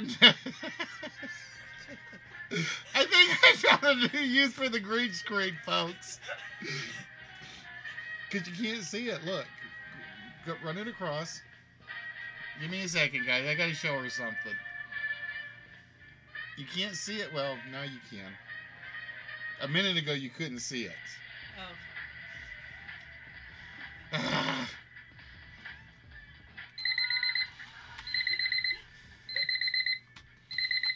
Heaven help me, folks. Because I know what she's going to do. She's going to, now she's going to go find a green stick just for that purpose. Give me that!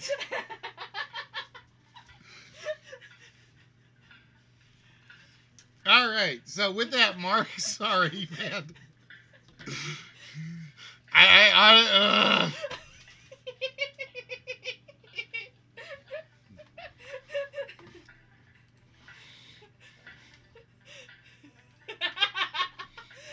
So true, Loris. What, you mean like this? Yeah. Yeah, except I don't think she wants to stand down here the whole time and keep him up. Jesus Christ. All right. Enough.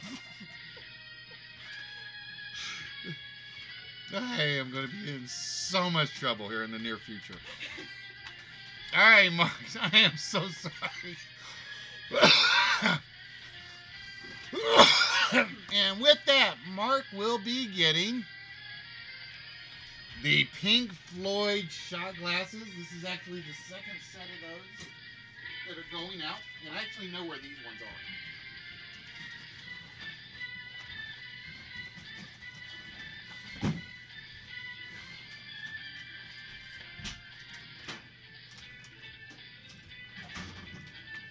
I actually had two sets of these. And this is what happens when you don't clean up the studio. This is the second set of the Pink Floyd shot glasses that will be going out. I think Guy got the other one. I think that's what Guy gotten was the first set. So these will be going to Mark. So Mark is basically getting the Grateful Dead and Pink Floyd in one package. If I can ever get around to getting everything sent out like I'm supposed to.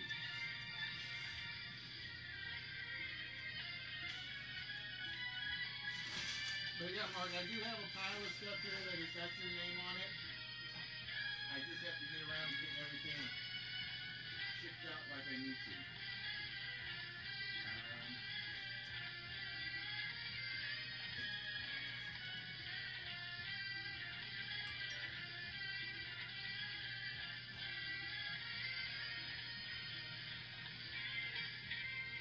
Bear with me a minute because I'm missing some stuff.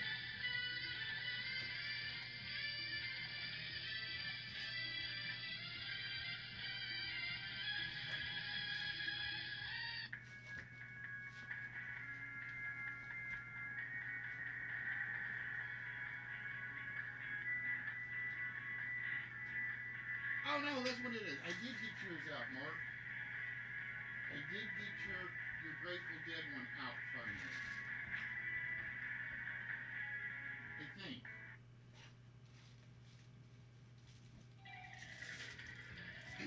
I got yours out.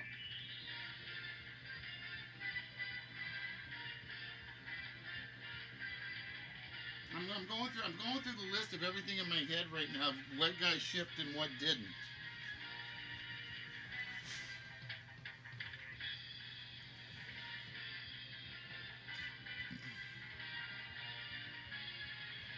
Because I have a pile of stuff that's sitting over there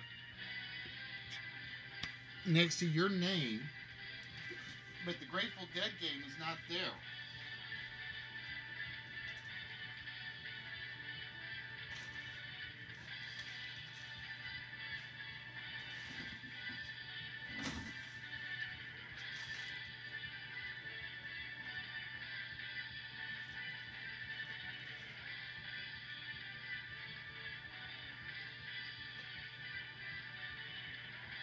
Oh no, I'll take that back. Yours got shipped, Mark.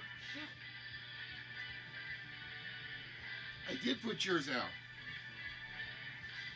I did put yours out already. Yours should have gotten to you by now. I think.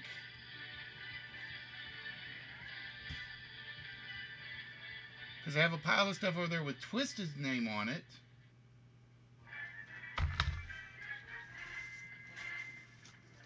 Did you ever get the last package I sent, Mark? That's the question.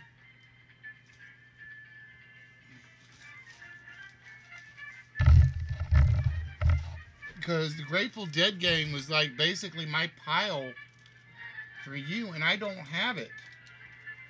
So that means it had to go out at some point.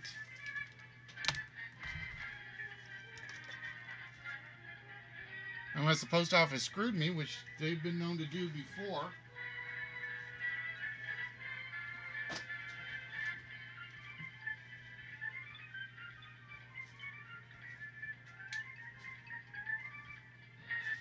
I'm checking. Hold on. Oh, never mind. I found Mark's pile of stuff.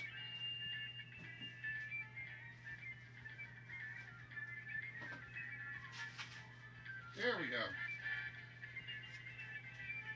Never mind. Ignore me, folks. All right, I got it straightened out. I found Mark's box, which means Mark, you'll probably get in 2 boxes because I know Sari's going to be getting 2. You'll probably get in 2. Walrus will probably be getting 2.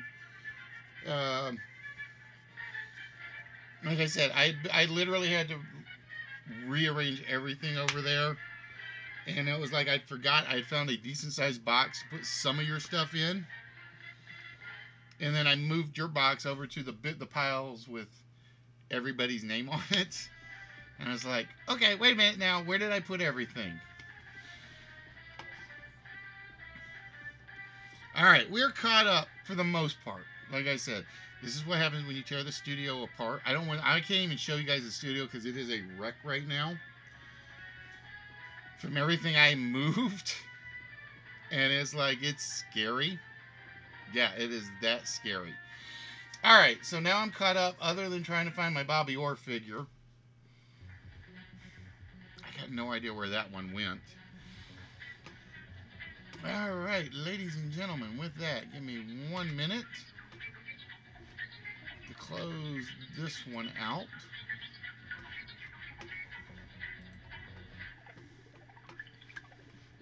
And then we are going to jump over to, or we're going to jump back over to the list.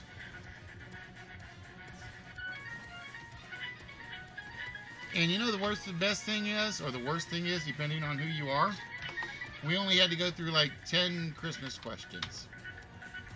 So I got 60 more Christmas questions for next Christmas, if I can use them at the right time.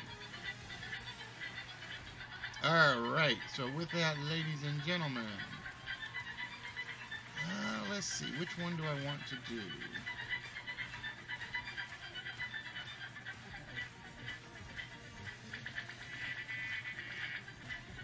Oh, little friend. See, nobody's done that in a while. It was like, did I forget something?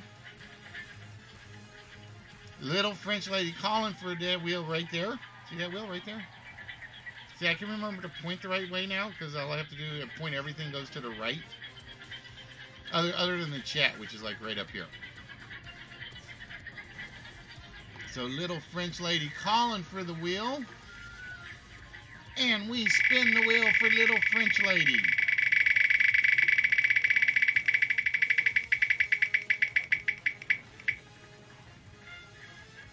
Ah, it is yet again the evil pink purple no price slot. The wheel just, now I know why nobody's doing the wheel. The wheel doesn't like anybody lately. It really doesn't.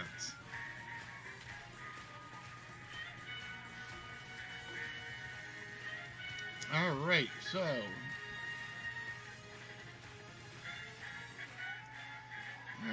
let's go with, all right, as this is the end of the year and everybody is hoping for the best for 2019.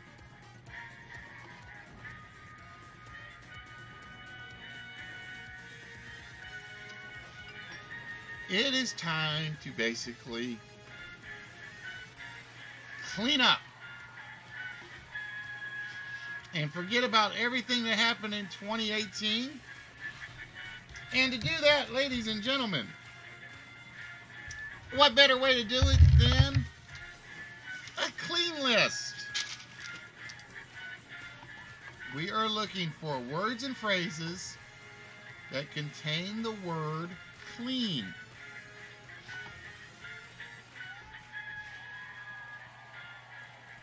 And for those of you that are here, I would like to welcome those of you here to the List Wits game show. We are the only live, interactive. All right, why is it not showing the...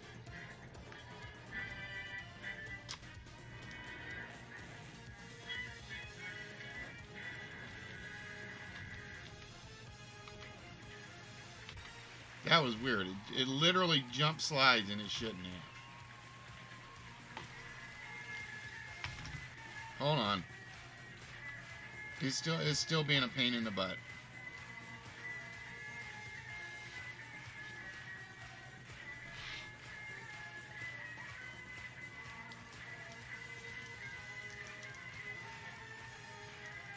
There we go. All right, we have Showtime getting a clean bill of health. Squeaky clean. Clean break goes to red, I think.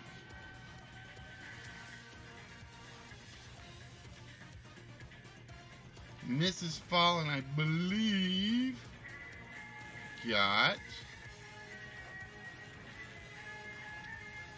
Or nope, Sea Chicken got clean as a whistle.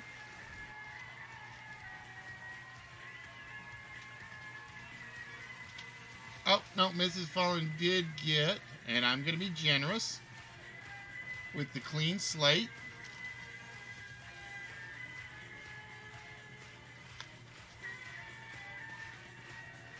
Red beating Showtime to clean your clock.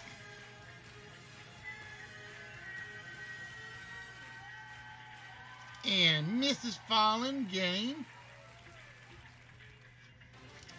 clean your plate.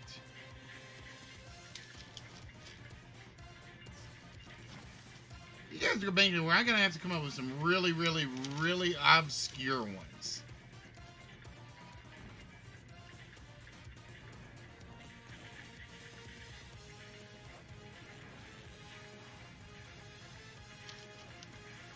I'm going to have to start coming up with some really obscure ones for you guys.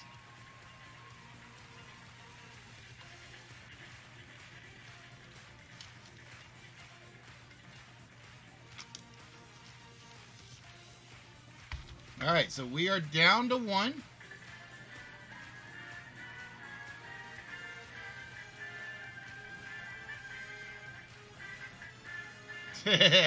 Miss Fallen has kids. Yep. Are they kids or are they monsters? That's the question.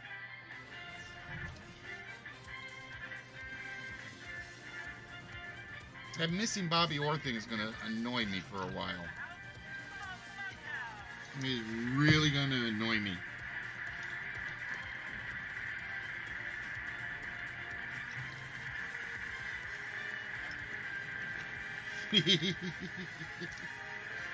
She said it. I didn't. I just asked a question.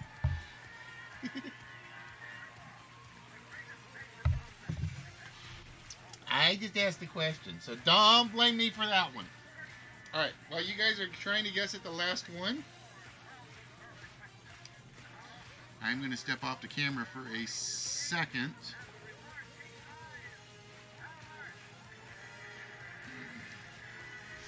Actually, I got to change.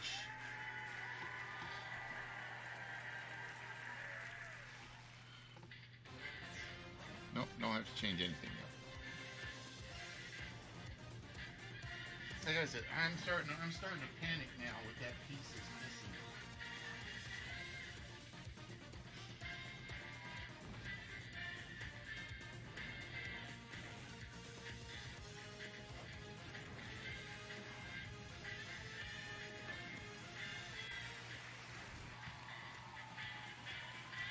Alright, bear with me guys, I will be right back.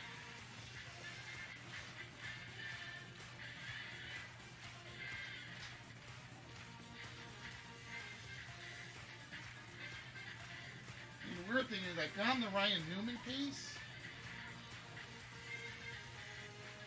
but I have no idea what happened to the Bobby Orr piece. Especially if it was a McFarlane piece. If it was a McFarlane piece, now I'm like, I need to find that one.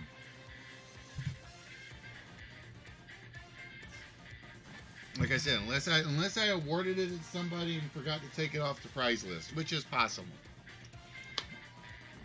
But like I said, it's one reason I actually do need to sit down and re-photograph every prize, just so I can say I've got them on file.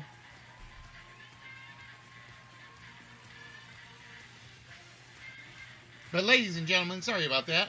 We're kind of like in a panic mode trying to find one of our missing prizes. I would like to welcome those of you that are here to List Wits. We are the only live, interactive game show, trivia show, in real life stream. Yep, this is my real face right here. In which we basically try to give out prizes each and every episode. We are typically here, guaranteed every Saturday. We try to do twice a week. But no guarantees on that anymore, due to work schedules and a few other things that get in the way of having fun. But some of the stuff that you guys could win are, for instance, the Captain Kirk Khan battle scene fight on the bridge. See, it looks pretty damn cool, huh? That is actually Khan, and that is Captain Kirk. Of course, with it being a green screen, it kind of like phases and fuzzies it out. Hello, Robert. What's good? So yeah, like I said, guys, probably the next thing I'm going to do is I'm going to like put this back behind me somewhere, like maybe there. But then I'm in the way of the pictures, so I got to think about this. It does look pretty damn sharp though with the glitter from the green. That looks actually very, very nice. Poor but clean. So clean you could eat off of it.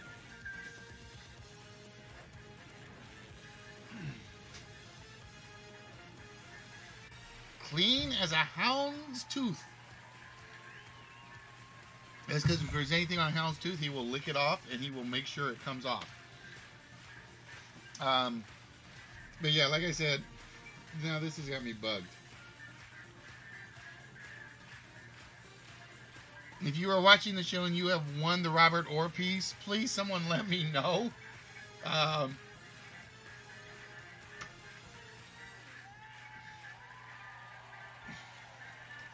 Or the Bobby Orr piece, rather. I don't remember giving the Bobby Orr piece away, though. I really don't. But that's the problem when you've given away as much stuff as I have. Is literally you will forget what gets given out.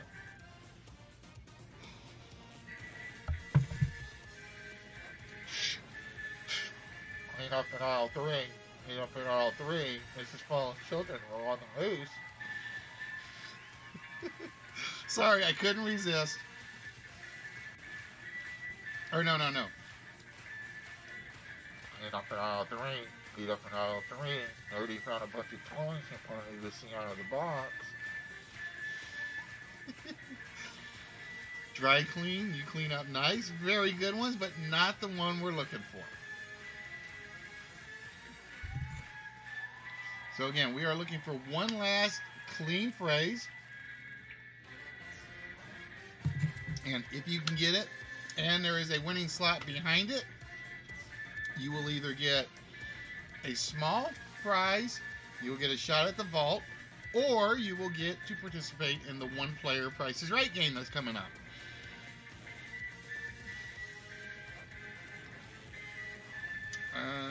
This one will probably be the dice game. Because I don't know. Probably Danger Price. Oh, that reminds me. Show. What was the price tag on shows? Dude, 7. I got to give Show his whammy since he didn't win.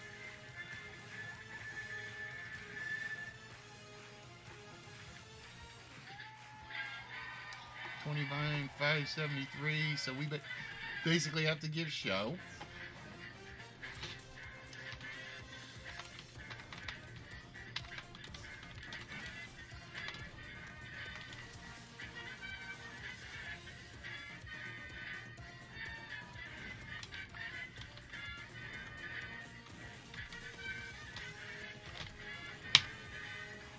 There we go.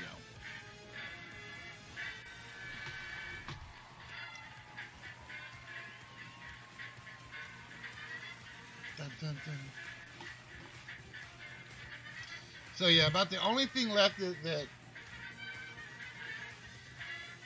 I can think of graphically I have to do for the show is I got to fix the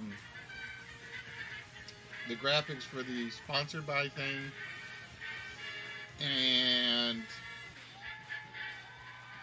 come up with something for the background for me.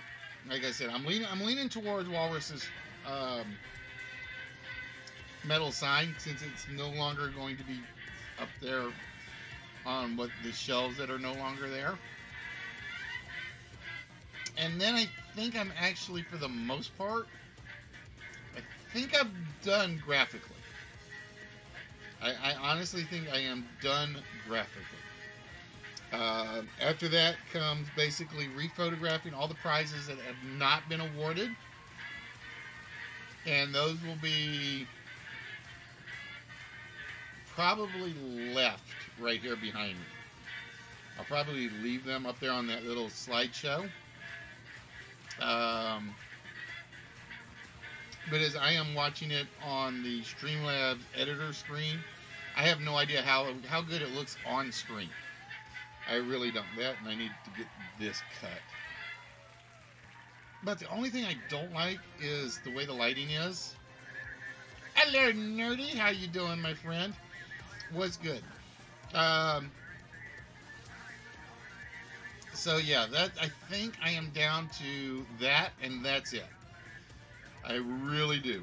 And then I think graphically, the show is completely set, which is amazing, because this show has never been graphically set for a year and a half. Oh my God, for a year and a half. I have never been satisfied by the layout until now.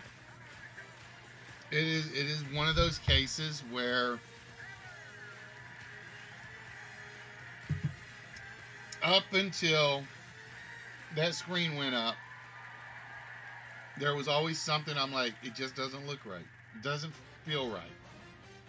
Now it feels right.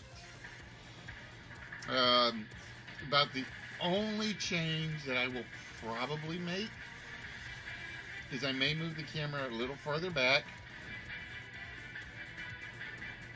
And once I move the camera back, then I'm going to like put something in front of me for like a podium.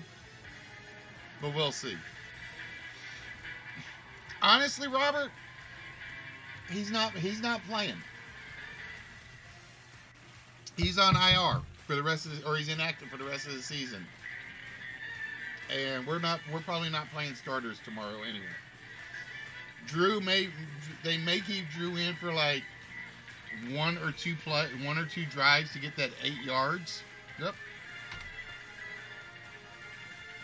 And this is Fallen finishing it off with a clean getaway. It's a clean getaway for Mrs. Fallen. So let's see what we got. We got the first half of the list is all Fallen in red. The second half of the list is actually all Show and Sea Chicken. I am not kidding. It's literally 1, 2, and 3 are Fallens. 4 and 5 are Reds. 6, 8, and 10 are Shows. 7 and 9 are Sea Chickens. So, with that, ladies and gentlemen, that means somebody will be getting a shot at the vault.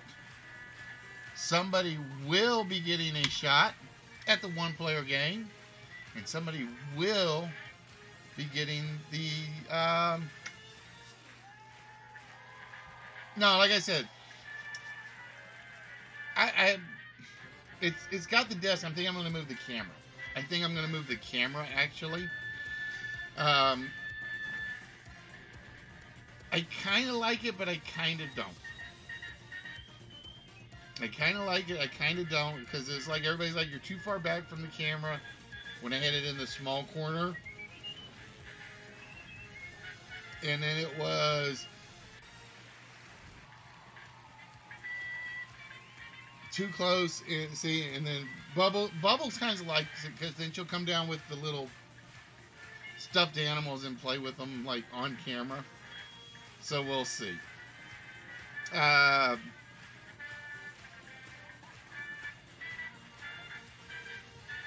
Where was I? So yeah, the one thing I am thinking about doing is like push it, because the camera's already on its standalone, but I don't know if the cable will make it back that far. So it's the one thing I'm thinking about moving. You need to see my hands. The only problem I have with that is right now the only place I can put the camera is literally on top of the television, and I don't like it at that level because then I'm looking up to see the camera. Ironically, this is the most I've ever actually looked at the camera when I've been talking to you guys. Most of the other time the camera's like off to my my left, and I have to watch the chat, so I'm watching the chat. And then I am literally looking away from the camera. Get a bigger room. Just buy a bigger house, Listy. That's all you need to do, right?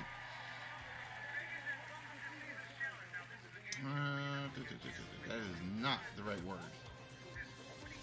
I think I missed a word or two.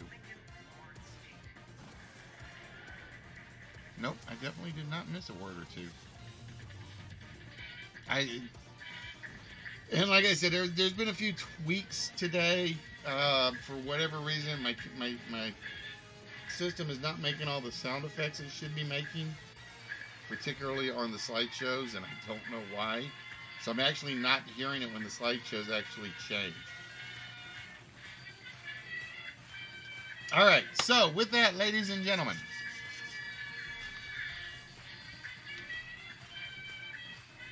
it is time to find out who is getting the one-player game, who is getting the small prize, and who is getting the shot at the vault. And you guys pretty much cleaned up the list. It was almost a clean sweep, but not quite. But you guys did clean my clock on this one, because you guys had about 6 of them before I was even ready.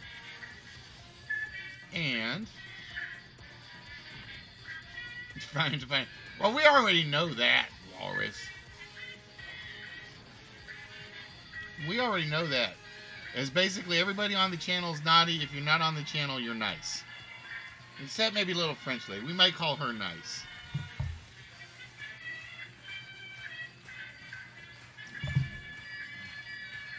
Exactly. See, I wasn't gonna say it. I'm not gonna say. I'm gonna use the broad terms.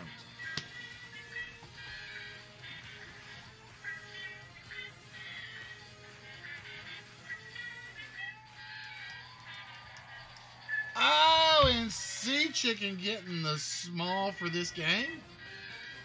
So Sea Chicken will be getting the small. And let's see what that means for everybody else.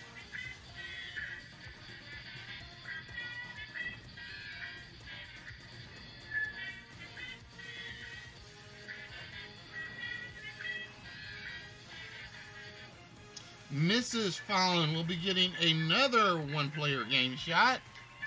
And that means the vault prize goes. Whoop. The vault shot goes to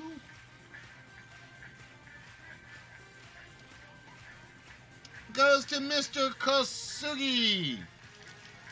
No, Red is not on the nice list. Red's already told me he does not belong on the nice list.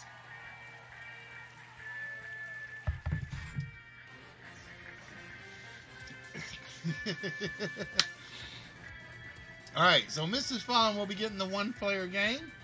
Sea Chicken will be getting the small prize. And Mr. Kosugi will be getting the vault shot. Alright, see, with that, I need a number between, I think it's 1 and 191. Wait. Let's do this the right way. We'll do this the right way. We'll get back over where we belong. 1 and 194.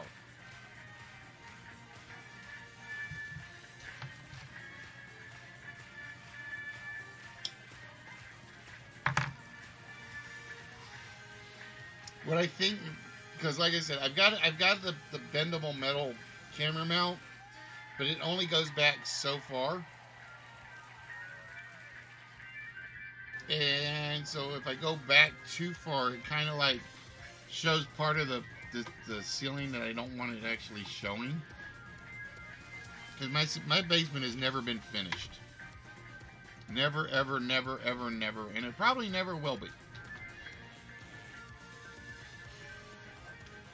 Oh! Sea Chicken getting the reading material. And he will be getting... come on, open up. I gotta find the right one now.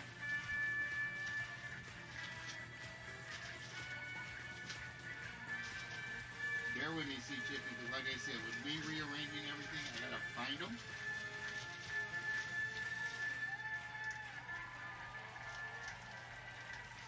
I think this is it. Let me look. Yeah, this is the pair of them.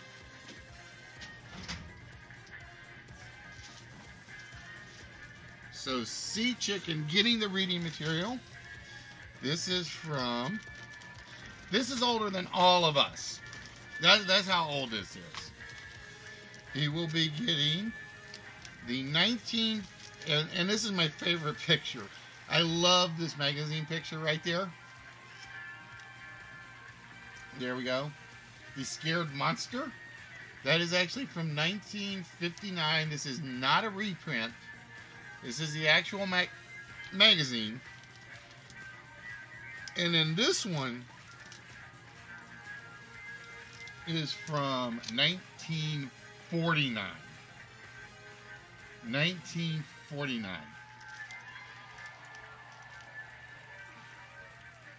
I have no idea who's in this. I don't think I've taken these out of the wrappers, to be honest.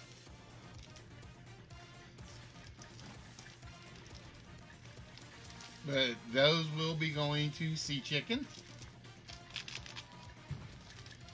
So with that C, we are going to mark those off. 1 second.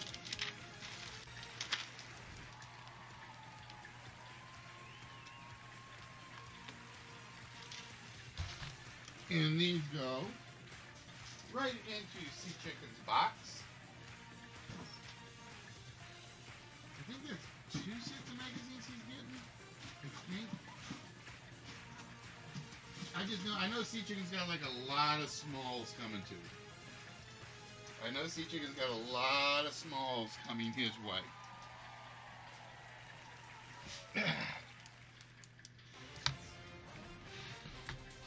Well, the reason I don't take those out of the bag is because of these. So it's like those once I put them in there, I do not take them out at all. All right, so with that, we turn our attention over to Mr. Kosugi. Make sure I got this right. Yep.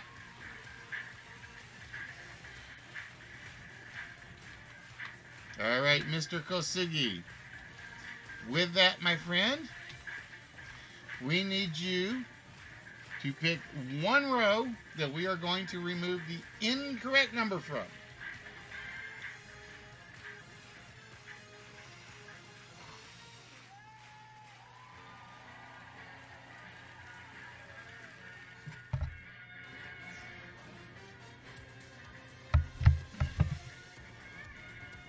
I could put Paul like in the background. What do you think? Think we could put Paul in the background over there?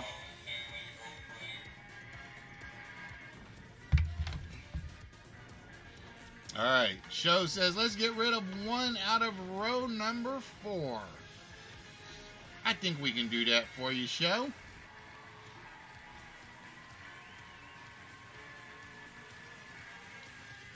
As soon as my mouse behaves again.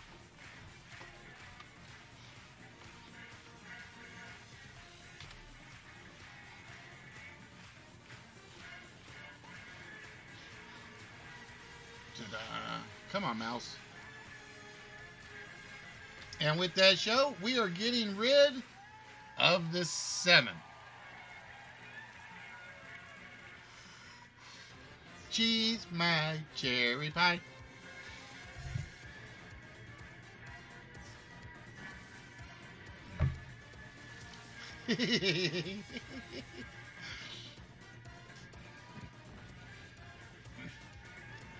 All right, show. What 4-digit number do you think is opening the vault?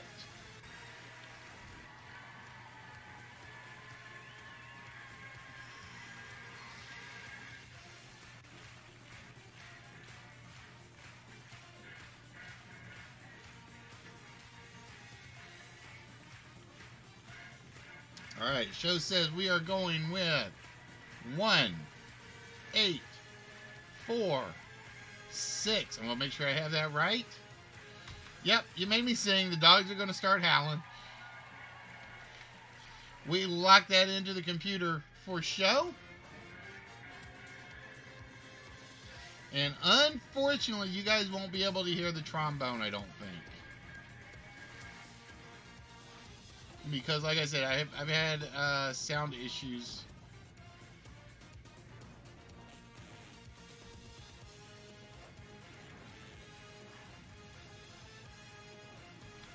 So I've got to actually fix my sound effects. Hold on. Sound.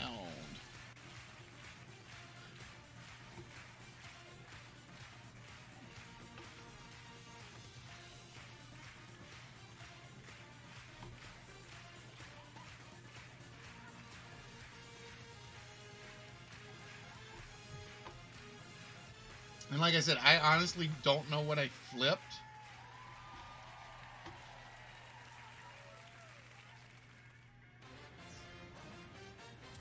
So I've actually got to go in and find it. Trombone issues, there's a blue pill for that. Unfortunately, show 1846 is not Damn it. This is why I miss After Dark. It really is. It is not 1846, which means the vault remains closed. And with that, we turn our attention to Mrs. Fallen.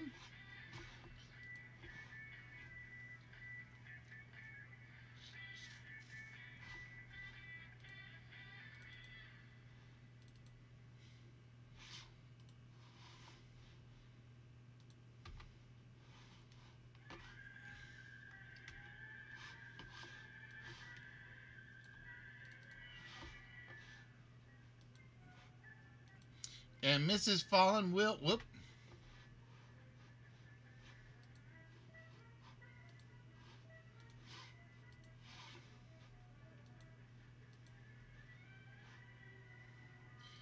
be participating in the Danger Prize game.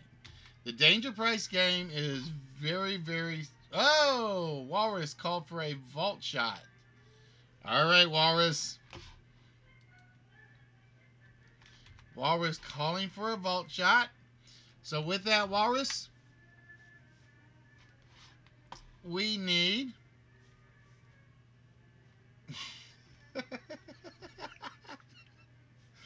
I don't need a no. Talk to where is that knucklehead guy? He's somewhere in there somewhere.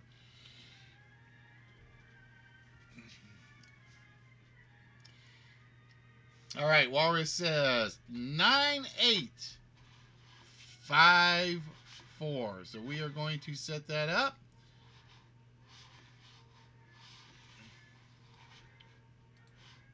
9854 for Walrus.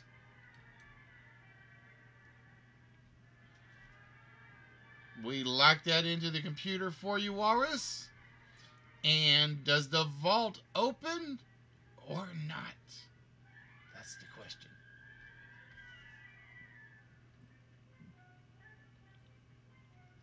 Oh, it does not open. 9850. You like to watch the Boner Pill show?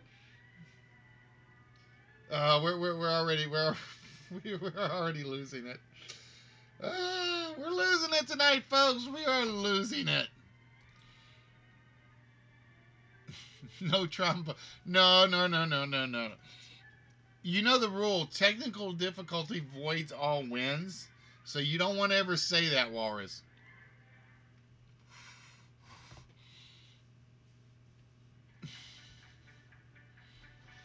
Oh, I'm sure we can find a few things not in your collection.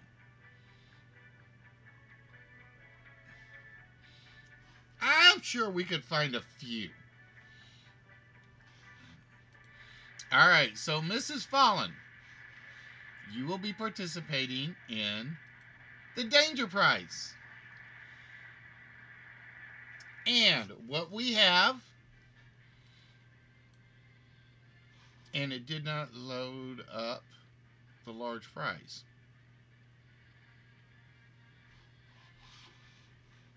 Did not load up the large prize this time. Strange. That is very strange. I'll have to look at that. That third one's supposed to be the large one.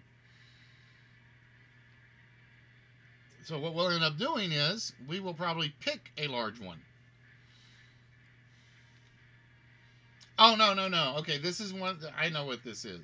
The danger prize is basically you can win 2 smalls. The danger prize one is you can win 2 smalls. All right. So what we have for you, Mrs. Fallen, is a danger price of $1,196. We have 4 items on the board that have a mystery value.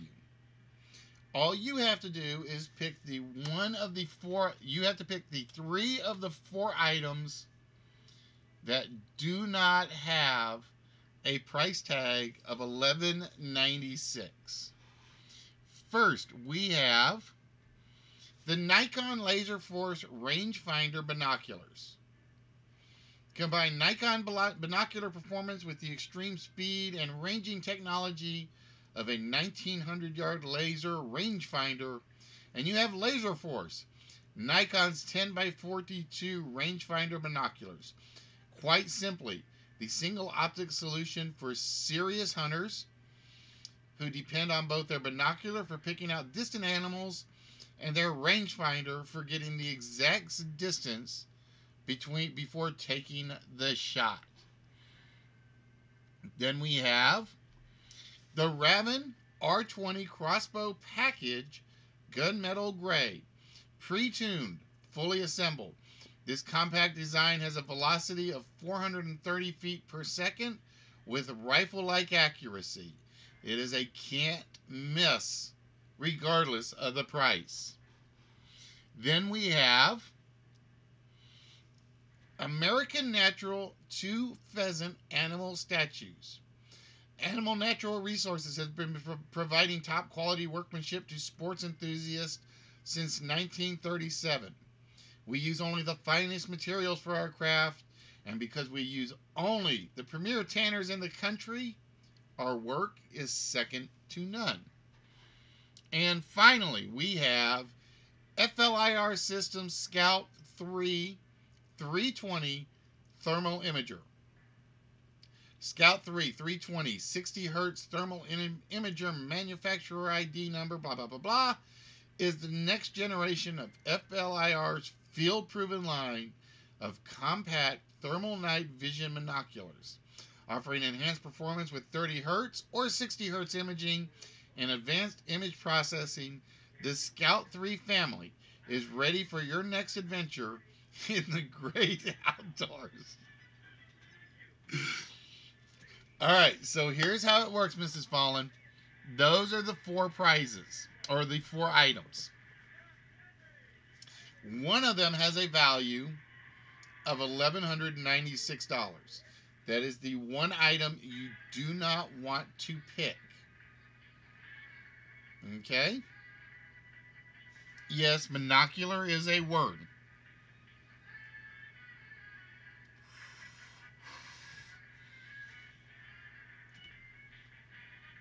So, Mrs. Fallen, we have the binoculars. We have the crossbow. We have the taxidermy pheasants. And we have the night vision imager. Which of these does not cost $1,196? If you get it right, I'm giving you 25 whammies right now.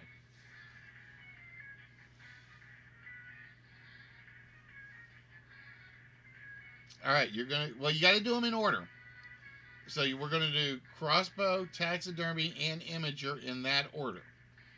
And the reason I say that I have to do them in order is because the first one will get you 25 whammies. The second one will get you the Garfield mug. The third one will get you the double magazines. So I'm going to make sure we got them in the right order.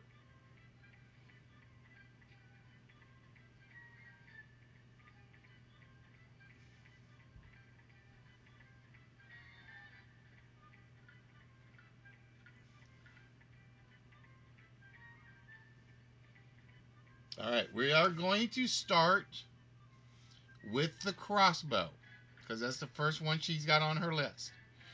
The price of the crossbow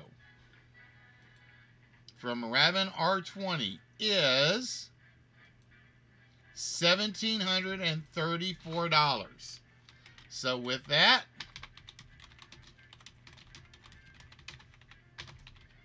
Mrs. Fallen gets 25 whammies added to her total. The second item she picked was the taxidermy statues. The 2 pheasant animal statues is worth $1,012, which means Mrs. Fallen will be getting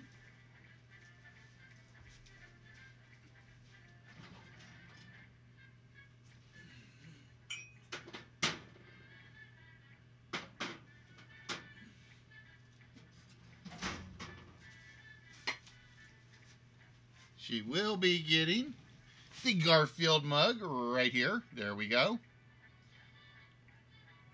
And yeah, I know I can't do anything about the color because it is green. You know you're in love when you drink from the same side of the dish. So the question is, which side of the dish does Fallen drink from? That's the question. All right.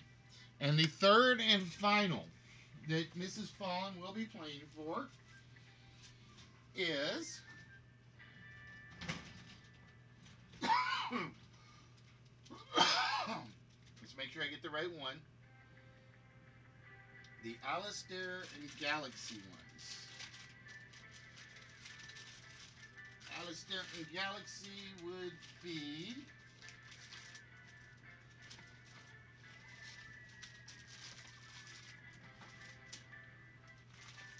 I don't know which one that would be because it's not written as such. We'll just pick a pair. We will go with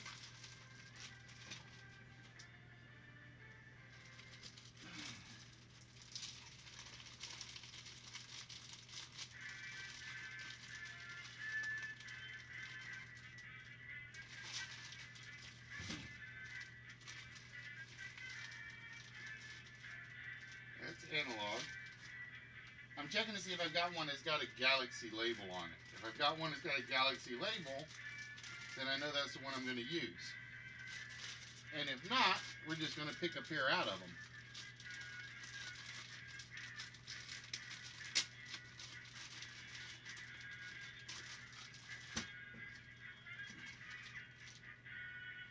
Analog. That is analog.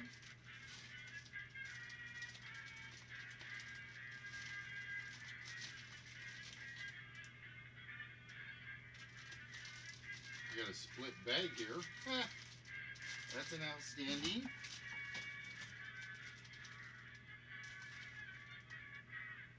That's an outstanding. And like I said, this is why I've got to actually go through and reorganize.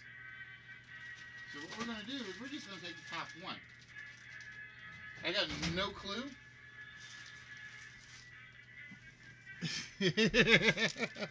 That's the After Dark show.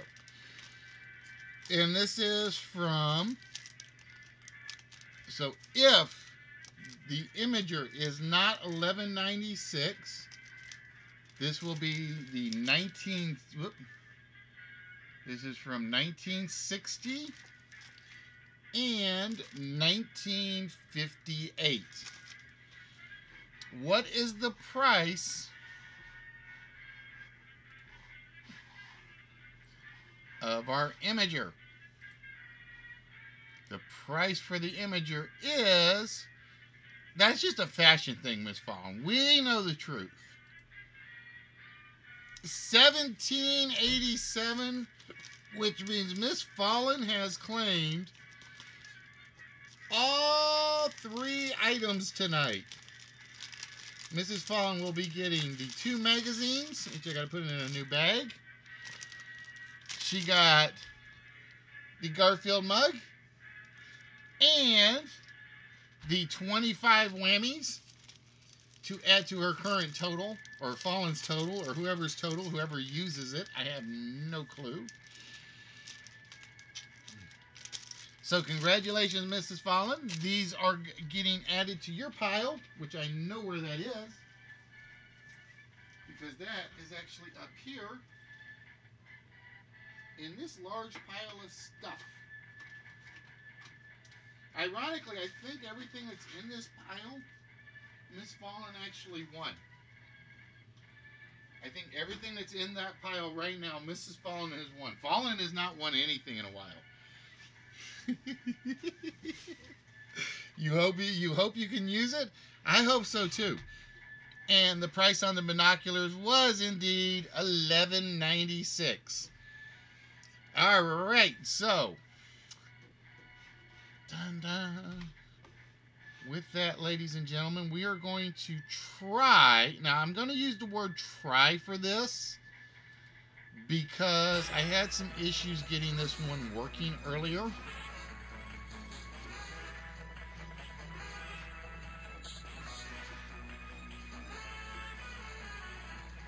And it does take a minute or two for me to actually set this up.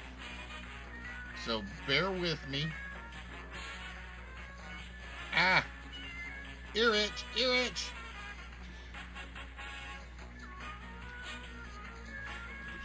I did have some issues getting this to actually work earlier, so you guys will have to bear with me a little bit.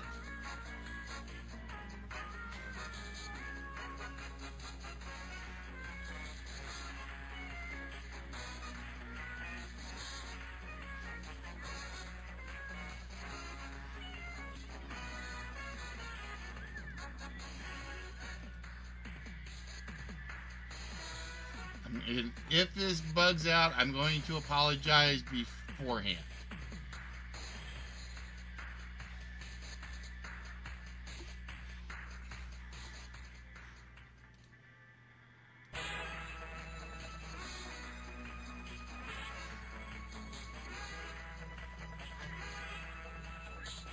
This is one of my original games I ever did.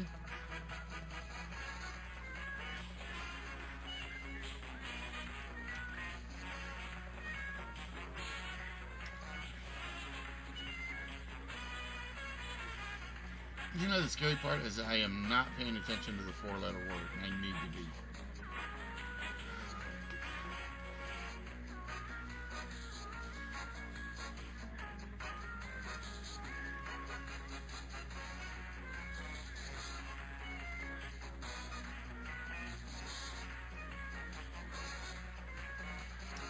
So, ladies and gentlemen, it is time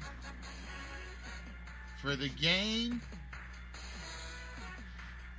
of wordplay, anagrams,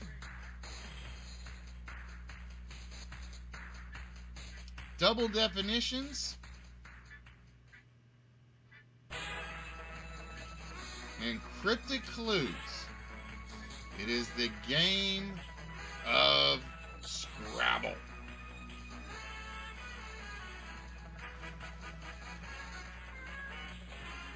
Now, like I said, if this doesn't work, I am going to apologize beforehand. Now, Mark is the only person that cannot participate because Mark's already won one official large prize tonight.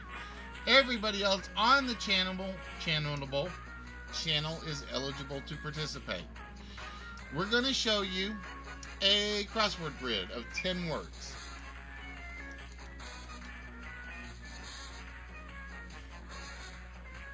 You've never played Monopoly or Scrabble. Yeah, that might make you an American. I'm not sure. That might make you an American. Okay? What this is going to be is somebody will choose the first clue off the board. Damn, my ear is itching like crazy now. Then we're going to show you a cryptic clue to the word puzzle. After about 15 seconds, give or take, I will start the timer. About every 9.5 seconds after I start the timer, one block will come off, revealing a single letter in the word. Okay?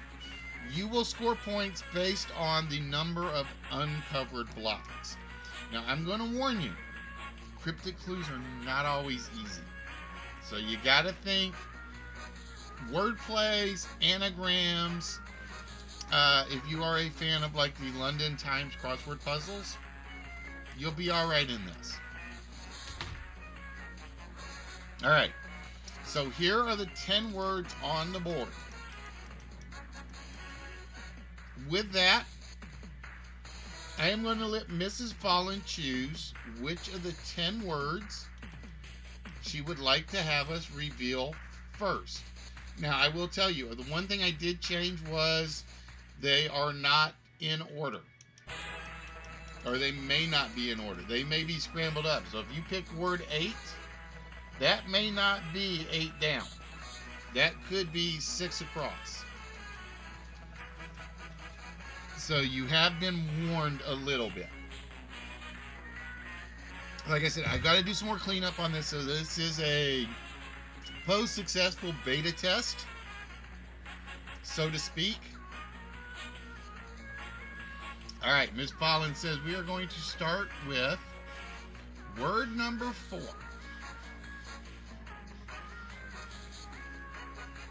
As soon as my mouse behaves. All right, so we are going to take you to the clue for the word. And it is a 7-letter word. The clue is careless to ruffle after a quiet card player. So that is your clue. I will tell you, like I said, you are looking for cryptic clues. You are looking for double definitions. You are looking for anagrams, and so on and so forth. This is one of those few games where you might find the answer on Google, but I am not guaranteeing you're going to find the answer on Google. So the clue is careless to ruffle after a quiet card player. And what I will do is after each word, I'm going to show you how it actually solves. So with that, ladies and gentlemen, we start the reveal now.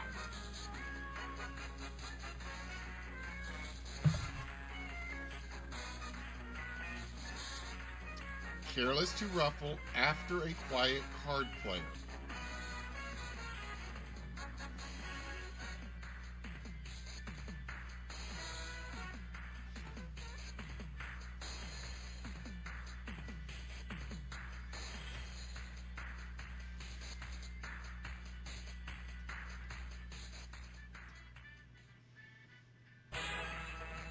And what I do want to do is I didn't want to do it like right at this moment.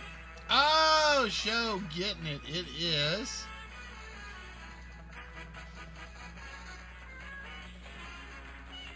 Oh, get back over there. Alright, why is it not revealing? Ah, damn it. It worked in the debug. It is indeed a shuffler. But I gotta figure out why my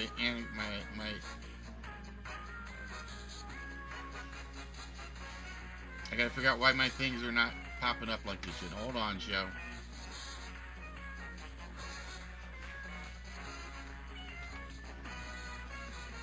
Oh, I know why they're not. Damn it. Because I think all my freaking animations disappeared.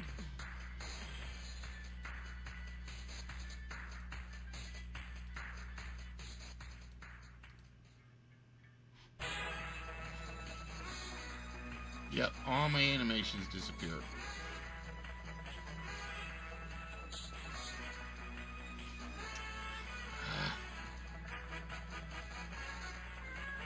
I can't do this game. Damn it, that sucks. You know what it was? I had it running and I think I did not save it. I didn't save it, so I can't use it. Ah, crud. That was not my plan. That was definitely not my plan. That was my fallback program. Because I didn't have anything else really lined up. Because I spent most of the day working on that.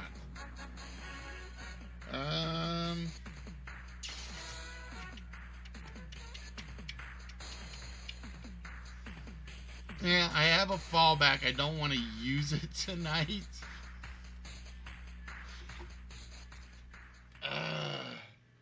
No. Technical difficulties void all win show. Read the bottom of any slot machine.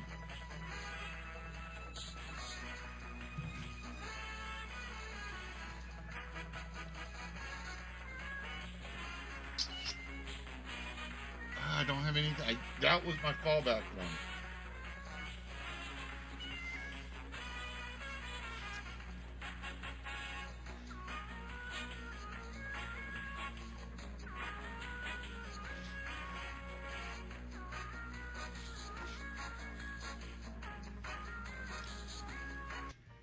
because I was trying to do all open tonight because I've been doing a bunch of closed ones.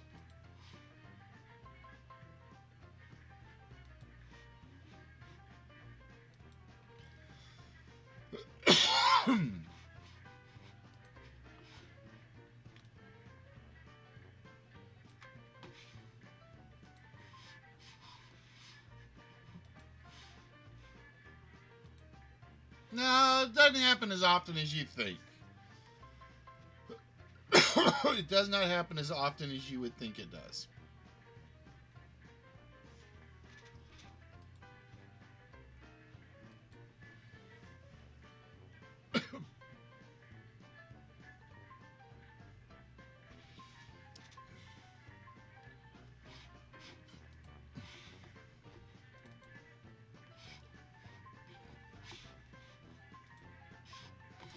All right, we'll try this one again. We'll try bullseye and see what happens. Even though I don't have this, because I do want to set up the scoreboard on this one, but I haven't gotten around to doing that. All right, so we have 8 categories. We have basketball, love and marriage, totally square, insects, Mary Mary, fruits, saints, and BO. And you can take whatever you think out of that one. So what we're going to do is we are basically going to play a open game of bullseye. If you are on the channel, like I said, with the exception of Mark, you cannot participate. I am going to start a timer on this one because this game can take a while. So we are going to put a 30-minute timer on this.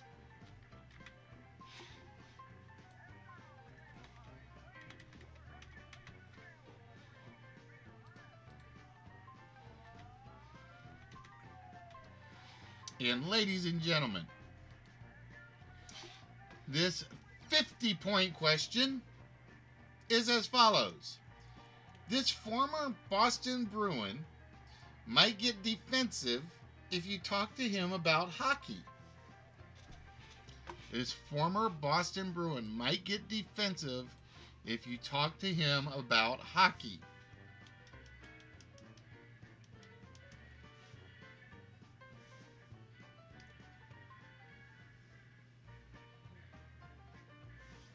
It is Bobby Orr. So show on the board with 50.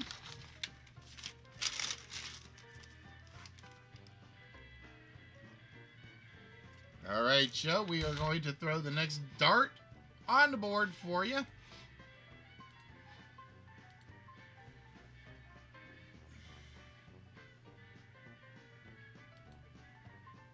And why am I having so many problems today?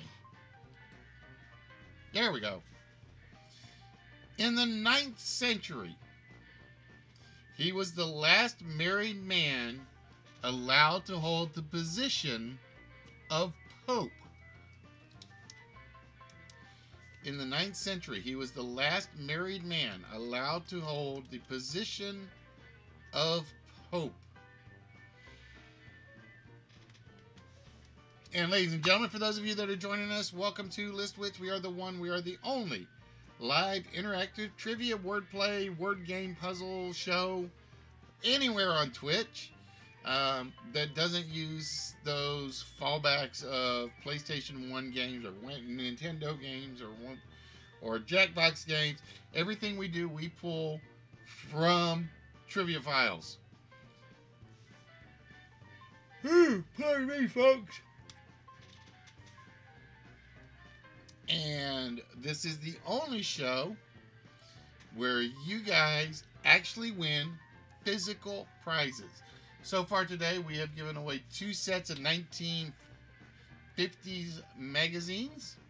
We have given away a Pink Floyd shot glass set. And we gave away a Garfield cup. In the 9th century, this was the last married man allowed to hold the position of Pope. This is a 100-point question. The questions are determined randomly by the computer uh, as to which point value actually shows up.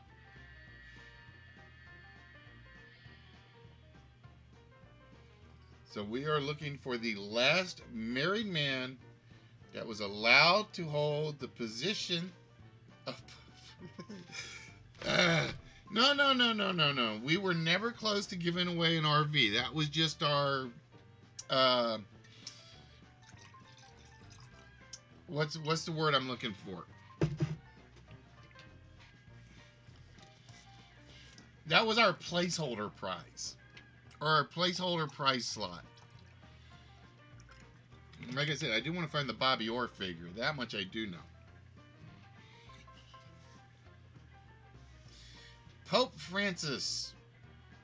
I don't think he was ever married. Plus, I don't think he was around the 9th century, my dear. Like I said, that's got me worried that Bobby Orr figure is missing. Because I do not remember giving that one away yet.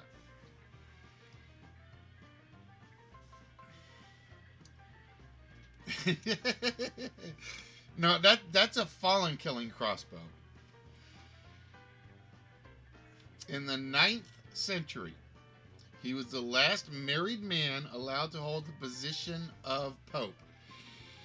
And this is one of those games where I'm just going to let the question run for a while. Just because I am evil like that at times. Nope, not Pope Benedict. You gotta learn your history, show.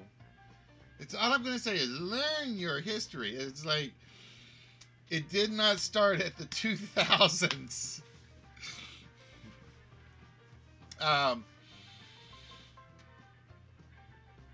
But yeah, like I said, this got me worried because I do not remember giving away the Bobby Orr figure. And it used to be before I like pretty much put that screen up.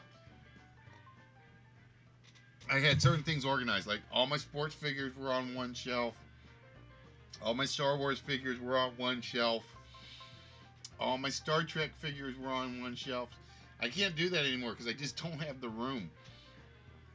Plus, you'll notice I took down all my Doctor Who personal stuff that is sitting in a box right now because I have nowhere to put it. Which really sucks.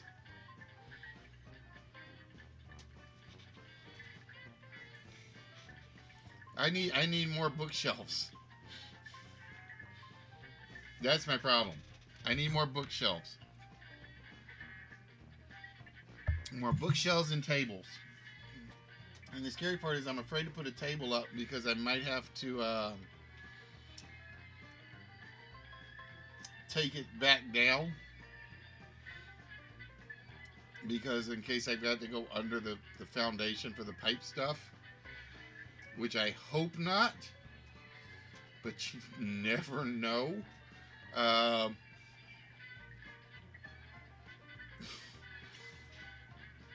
That's because Show is trying to be adult oriented and failing miserably. He is failing horribly. All right, no guess on that one. It was Adrian the Second. So with that, ladies and gentlemen, we throw the next dart on the board.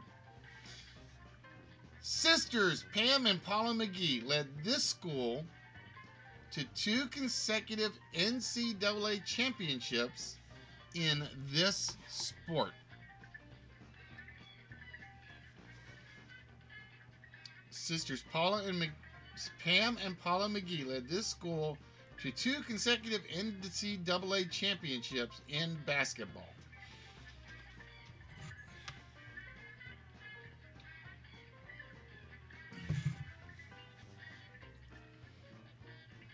Now we're looking for the school, Show, not the sport. The sport is basketball.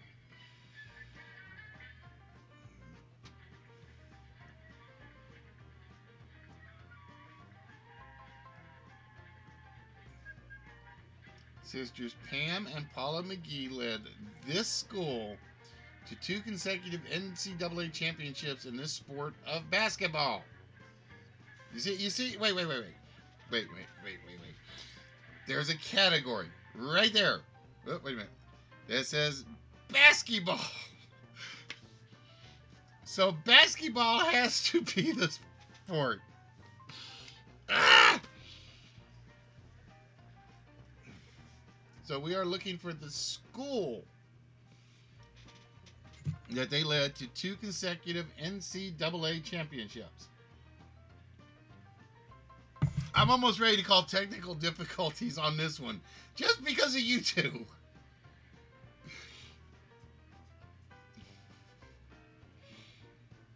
It's giving me a hard time because of my question writing.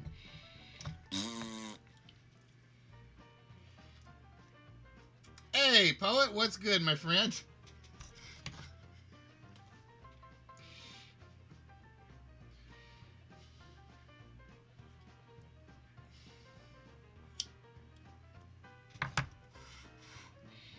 Well, the sport's already there, show. The category is basketball. So sisters Pam and Paula McGee led this school to 2 consecutive NCAA championships in this sport, which has to be basketball.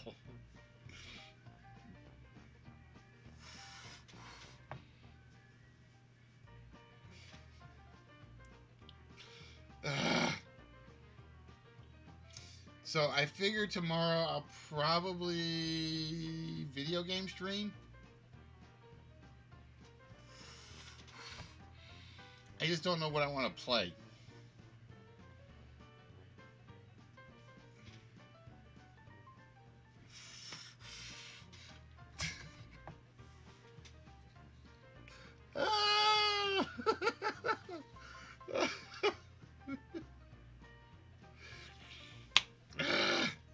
What am I going to do with you two? And no, that's little French lady's job and Fallen's job. So don't answer with that one.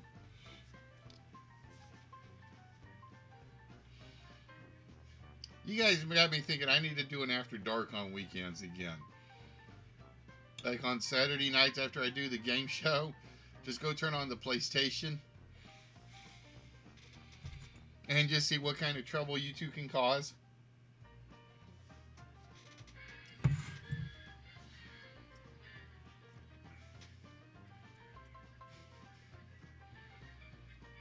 Sisters Pam and Paula McGee led this school to 2 consecutive NCAA championships in this sport of basketball.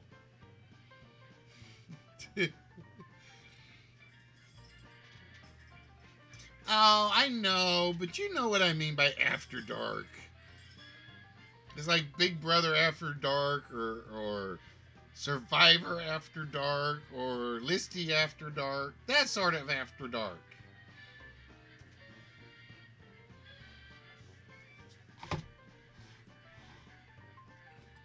The school was USC, or the University of Southern California. All right, ladies and gentlemen, with that, we throw the next dart at the board. Oh, and we have a bullseye.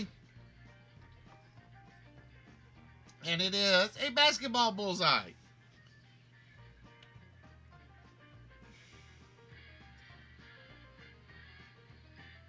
And let me go look.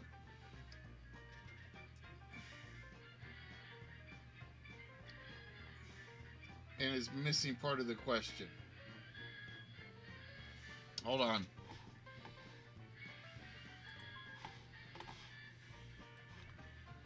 Part of the question is missing.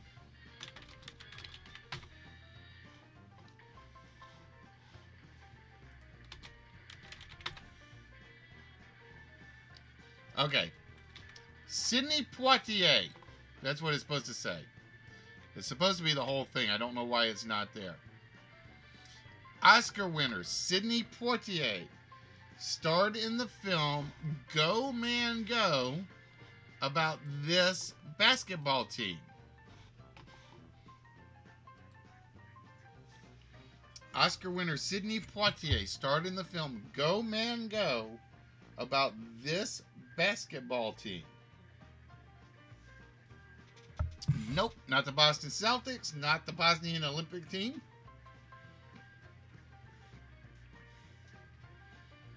Not the New York Knicks. Not the LA Lakers.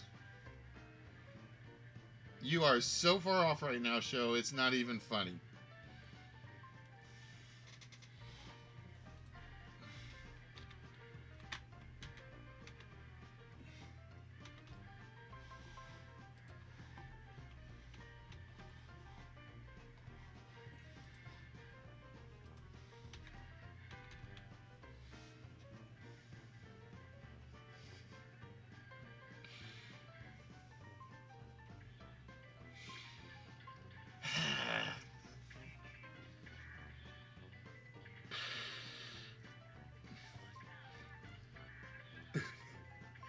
I so want to ask if Fallen is there.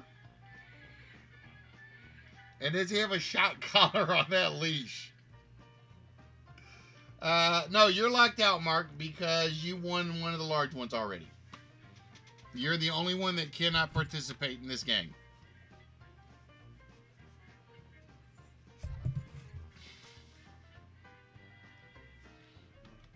Because you won the last large one of the night, and I'm happening to do two tonight. Although I think Mrs. Fallen is kind of like on the...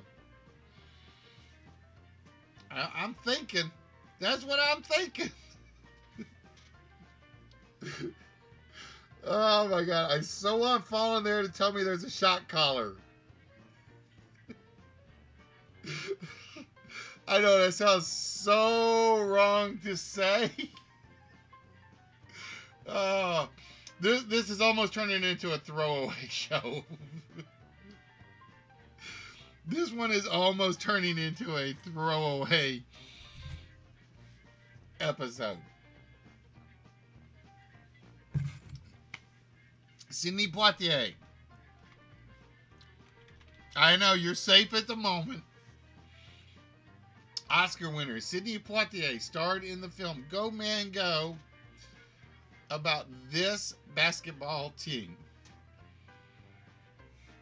And I'm literally wasting time intentionally because Show and Mrs. Fowler are just having hysterics at my expense. So it's like I'm trying to avoid up using any of the questions.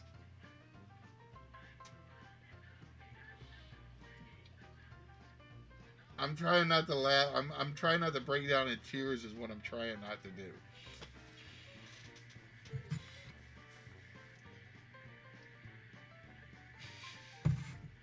No, it did not star as Shaq.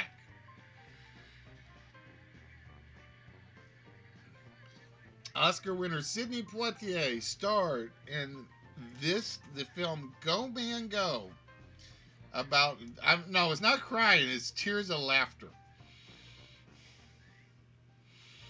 It is the Harlem Globetrotters.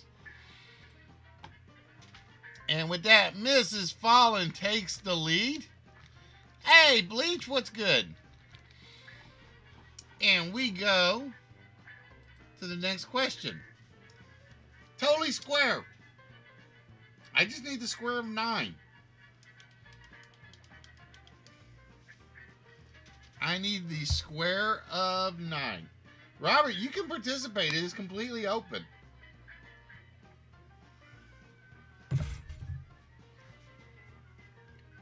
Nope, not 3. We need the square of 9. That's all right. I think Show and Mrs. Fallen are as well. I think they are. Doesn't matter, Robert. I never said nobody can't Google.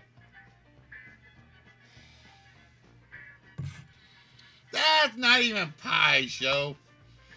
Some mathematician you is. Shame, shame, shame, shame, shame.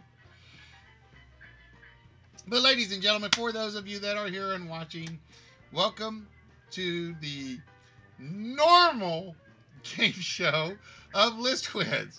Tonight is just kind of goofy because it's the end of the year and we really, really are just kind of chillaxing. I guess is the word we're looking for.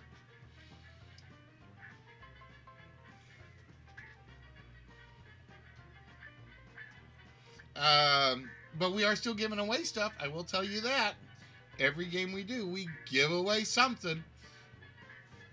And with the silliness that is going on, this may be your best opportunity.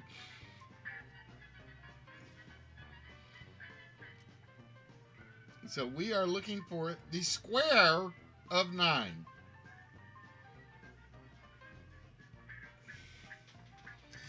Besides which, Bleach, I've been drinking brandy and grape juice all night. It's called expensive, not wine. Nope, not 36, not -3.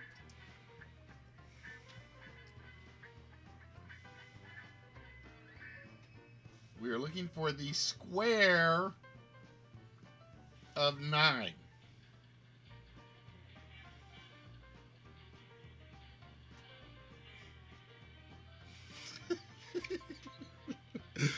See, that's a nerdy line, Mrs. Fallen. You're not supposed to use a nerdy line.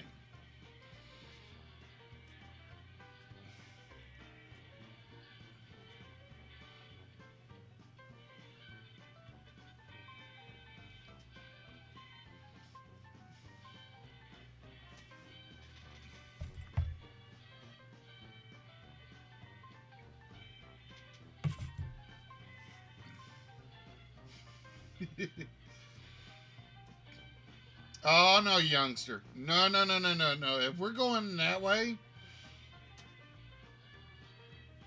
I was the nerdy one before nerdy was nerdy. Before Mrs. Fallen was Mrs. Fallen nerdy. Before Ginger was Mrs. Ginger nerdy. Before Show was Mr. Canadian nerdy. No, I'm claiming that title.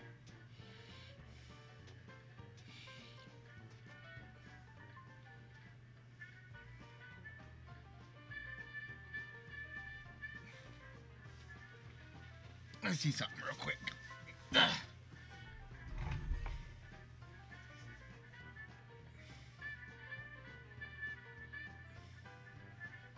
That's a little farther away from the keyboard than I would like. Actually, it's a lot farther away from the keyboard than I would like. So you may just be stuck with me like at this position. It is 81. The square of something is the number times the number, which makes it the square of. Wait, no, you're not that young, Show. If you were born this century, okay, now think about this. If you were born this century, we have to arrest little French lady for child molestation.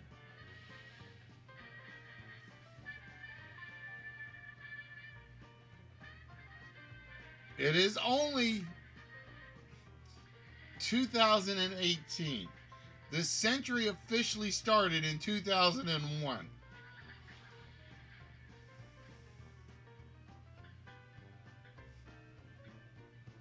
Which means you can be no older than 17 years of age.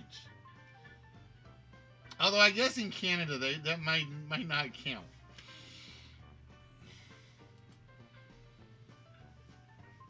Do. This is a fruit category. Due to contaminations of crops from Northwest states, growers of this small fruit had a bad November in 1959. Exactly, Mrs. Fallen. That's what I was thinking. The moment he said that, it's like,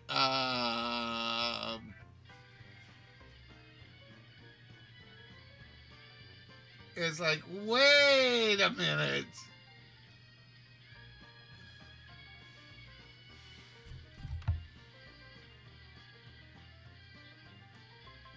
Nope, not apples, not raspberries, not plums, not blueberries. Uh, that was so much of a little French lady. You better get in here and like get your not to get you in trouble. That's all I can say.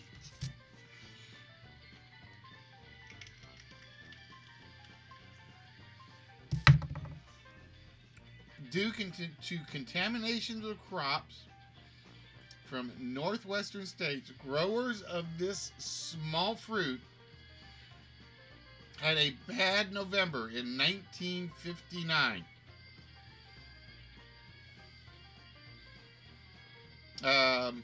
So where was I? Oh yeah, we were getting little French lady in trouble.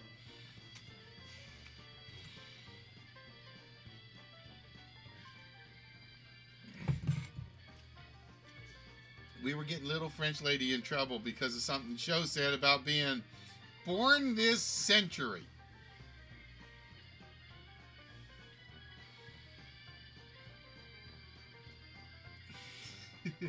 Yes, raisins are grapes. Think very, very, very small fruit. Think. Well, I can't use this because the bottle's in the fridge. Think alcohol mixer.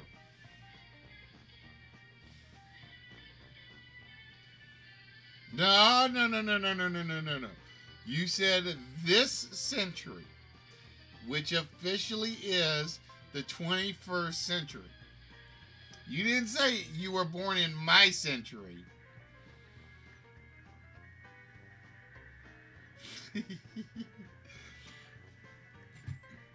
No, no, no, no, Show. No.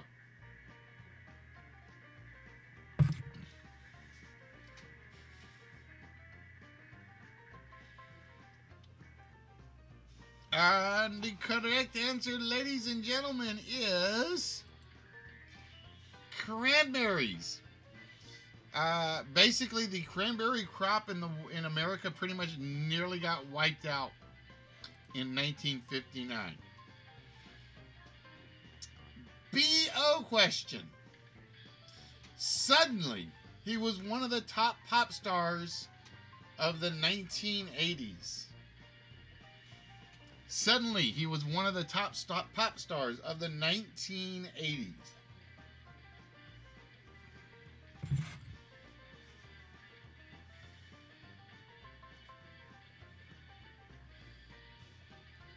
And if you know Singing Gamer, you probably should know who this one is. Nope, not Bobby Osborne.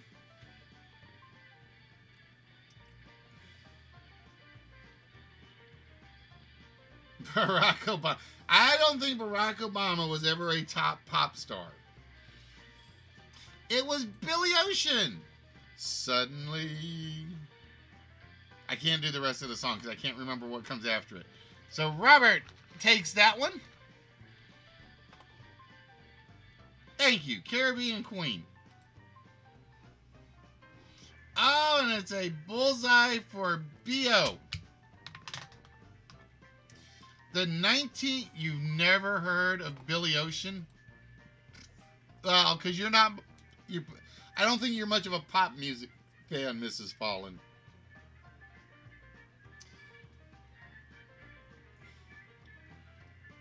The 1959 film that won the Oscar for Best Foreign Film was this B.O. film.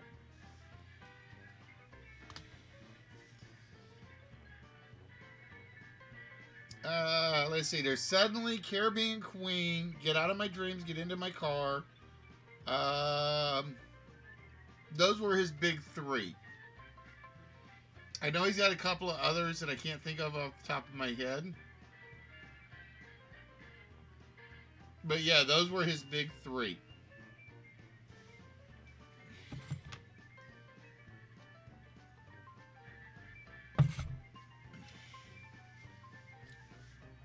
I want to say there was one more really big one for him.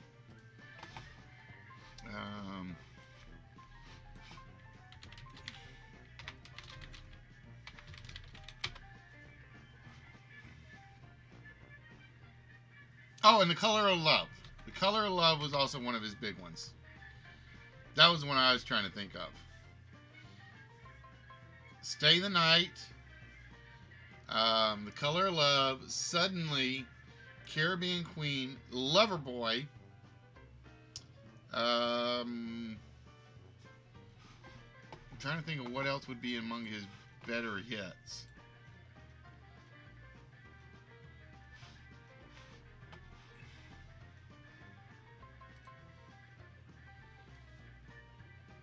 And Stay the Night.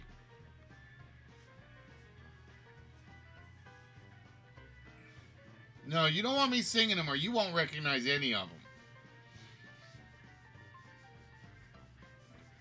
No, he had about 4 or 5 hits. The color, like I said, Color of Love, Stay the Night is definitely one of his better ones. Suddenly, Caribbean Queen, Loverboy. I mean, he didn't have a lot of hits, but he had a few.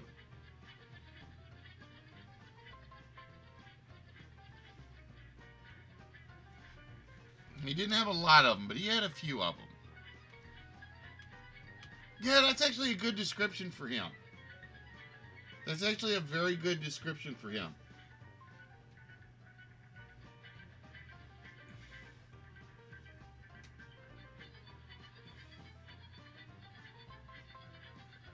Um,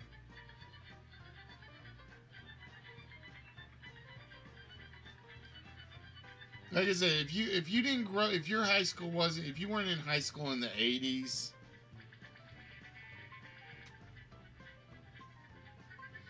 he's one of those singers like you'd recognize the song when it played, but you wouldn't know him otherwise.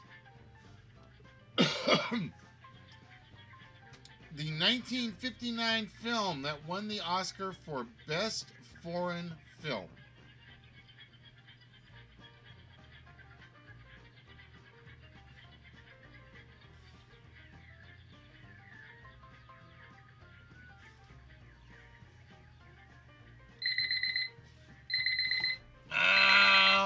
And with that, off of literally 2 questions, because we have been goofing around so much on this game, which basically is my sign that this is where we're going to wrap things up, is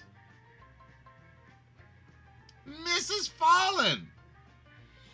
It is Mrs. Fallen again on a goof-off night that basically walks away with it.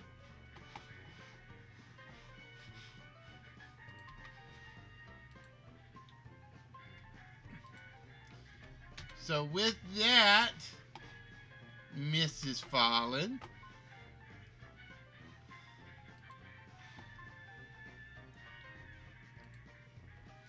we need a number between 1 and 200 and something. I know I can never remember how many we were actually originally had. It's just one of those. I know there are 200 and something. 214, I think, other than number 66.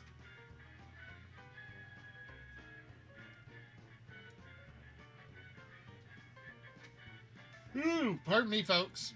I did not mean to do that on camera.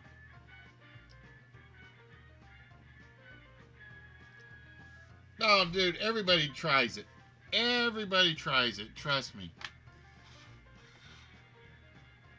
Alright, it is Treasure Chest 116 for Mrs. Fallen. And in Treasure Chest 116, we have the Missing Masters radio tapes, which I actually have right here. This is 30 hours of various one-of-a-kind old-time radio tapes. And yes, for those of you that don't know, there were such a thing as cassette tapes in the past. There we go. But in here includes things such as The Lone Ranger, Straight Arrow, Fibber McGee and Molly, Duffy's, Father Knows Best. Meet Mrs. Sherlock, one of only 2 ever existing episodes, and they actually have a tape of it right there. 60 one-of-a-kind programs on 20 90-minute cassettes, 30 hours of programming contained in a beautiful album case. A booklet is also included. I don't have the booklet, unfortunately. That I don't have. But to my knowledge, I did not replay these because I do actually have a tape cassette, but I didn't want to take the chance on doing any damage to them. Because this is, to me, more of a collector's set than anything. So this will be going to Mrs. Fallen.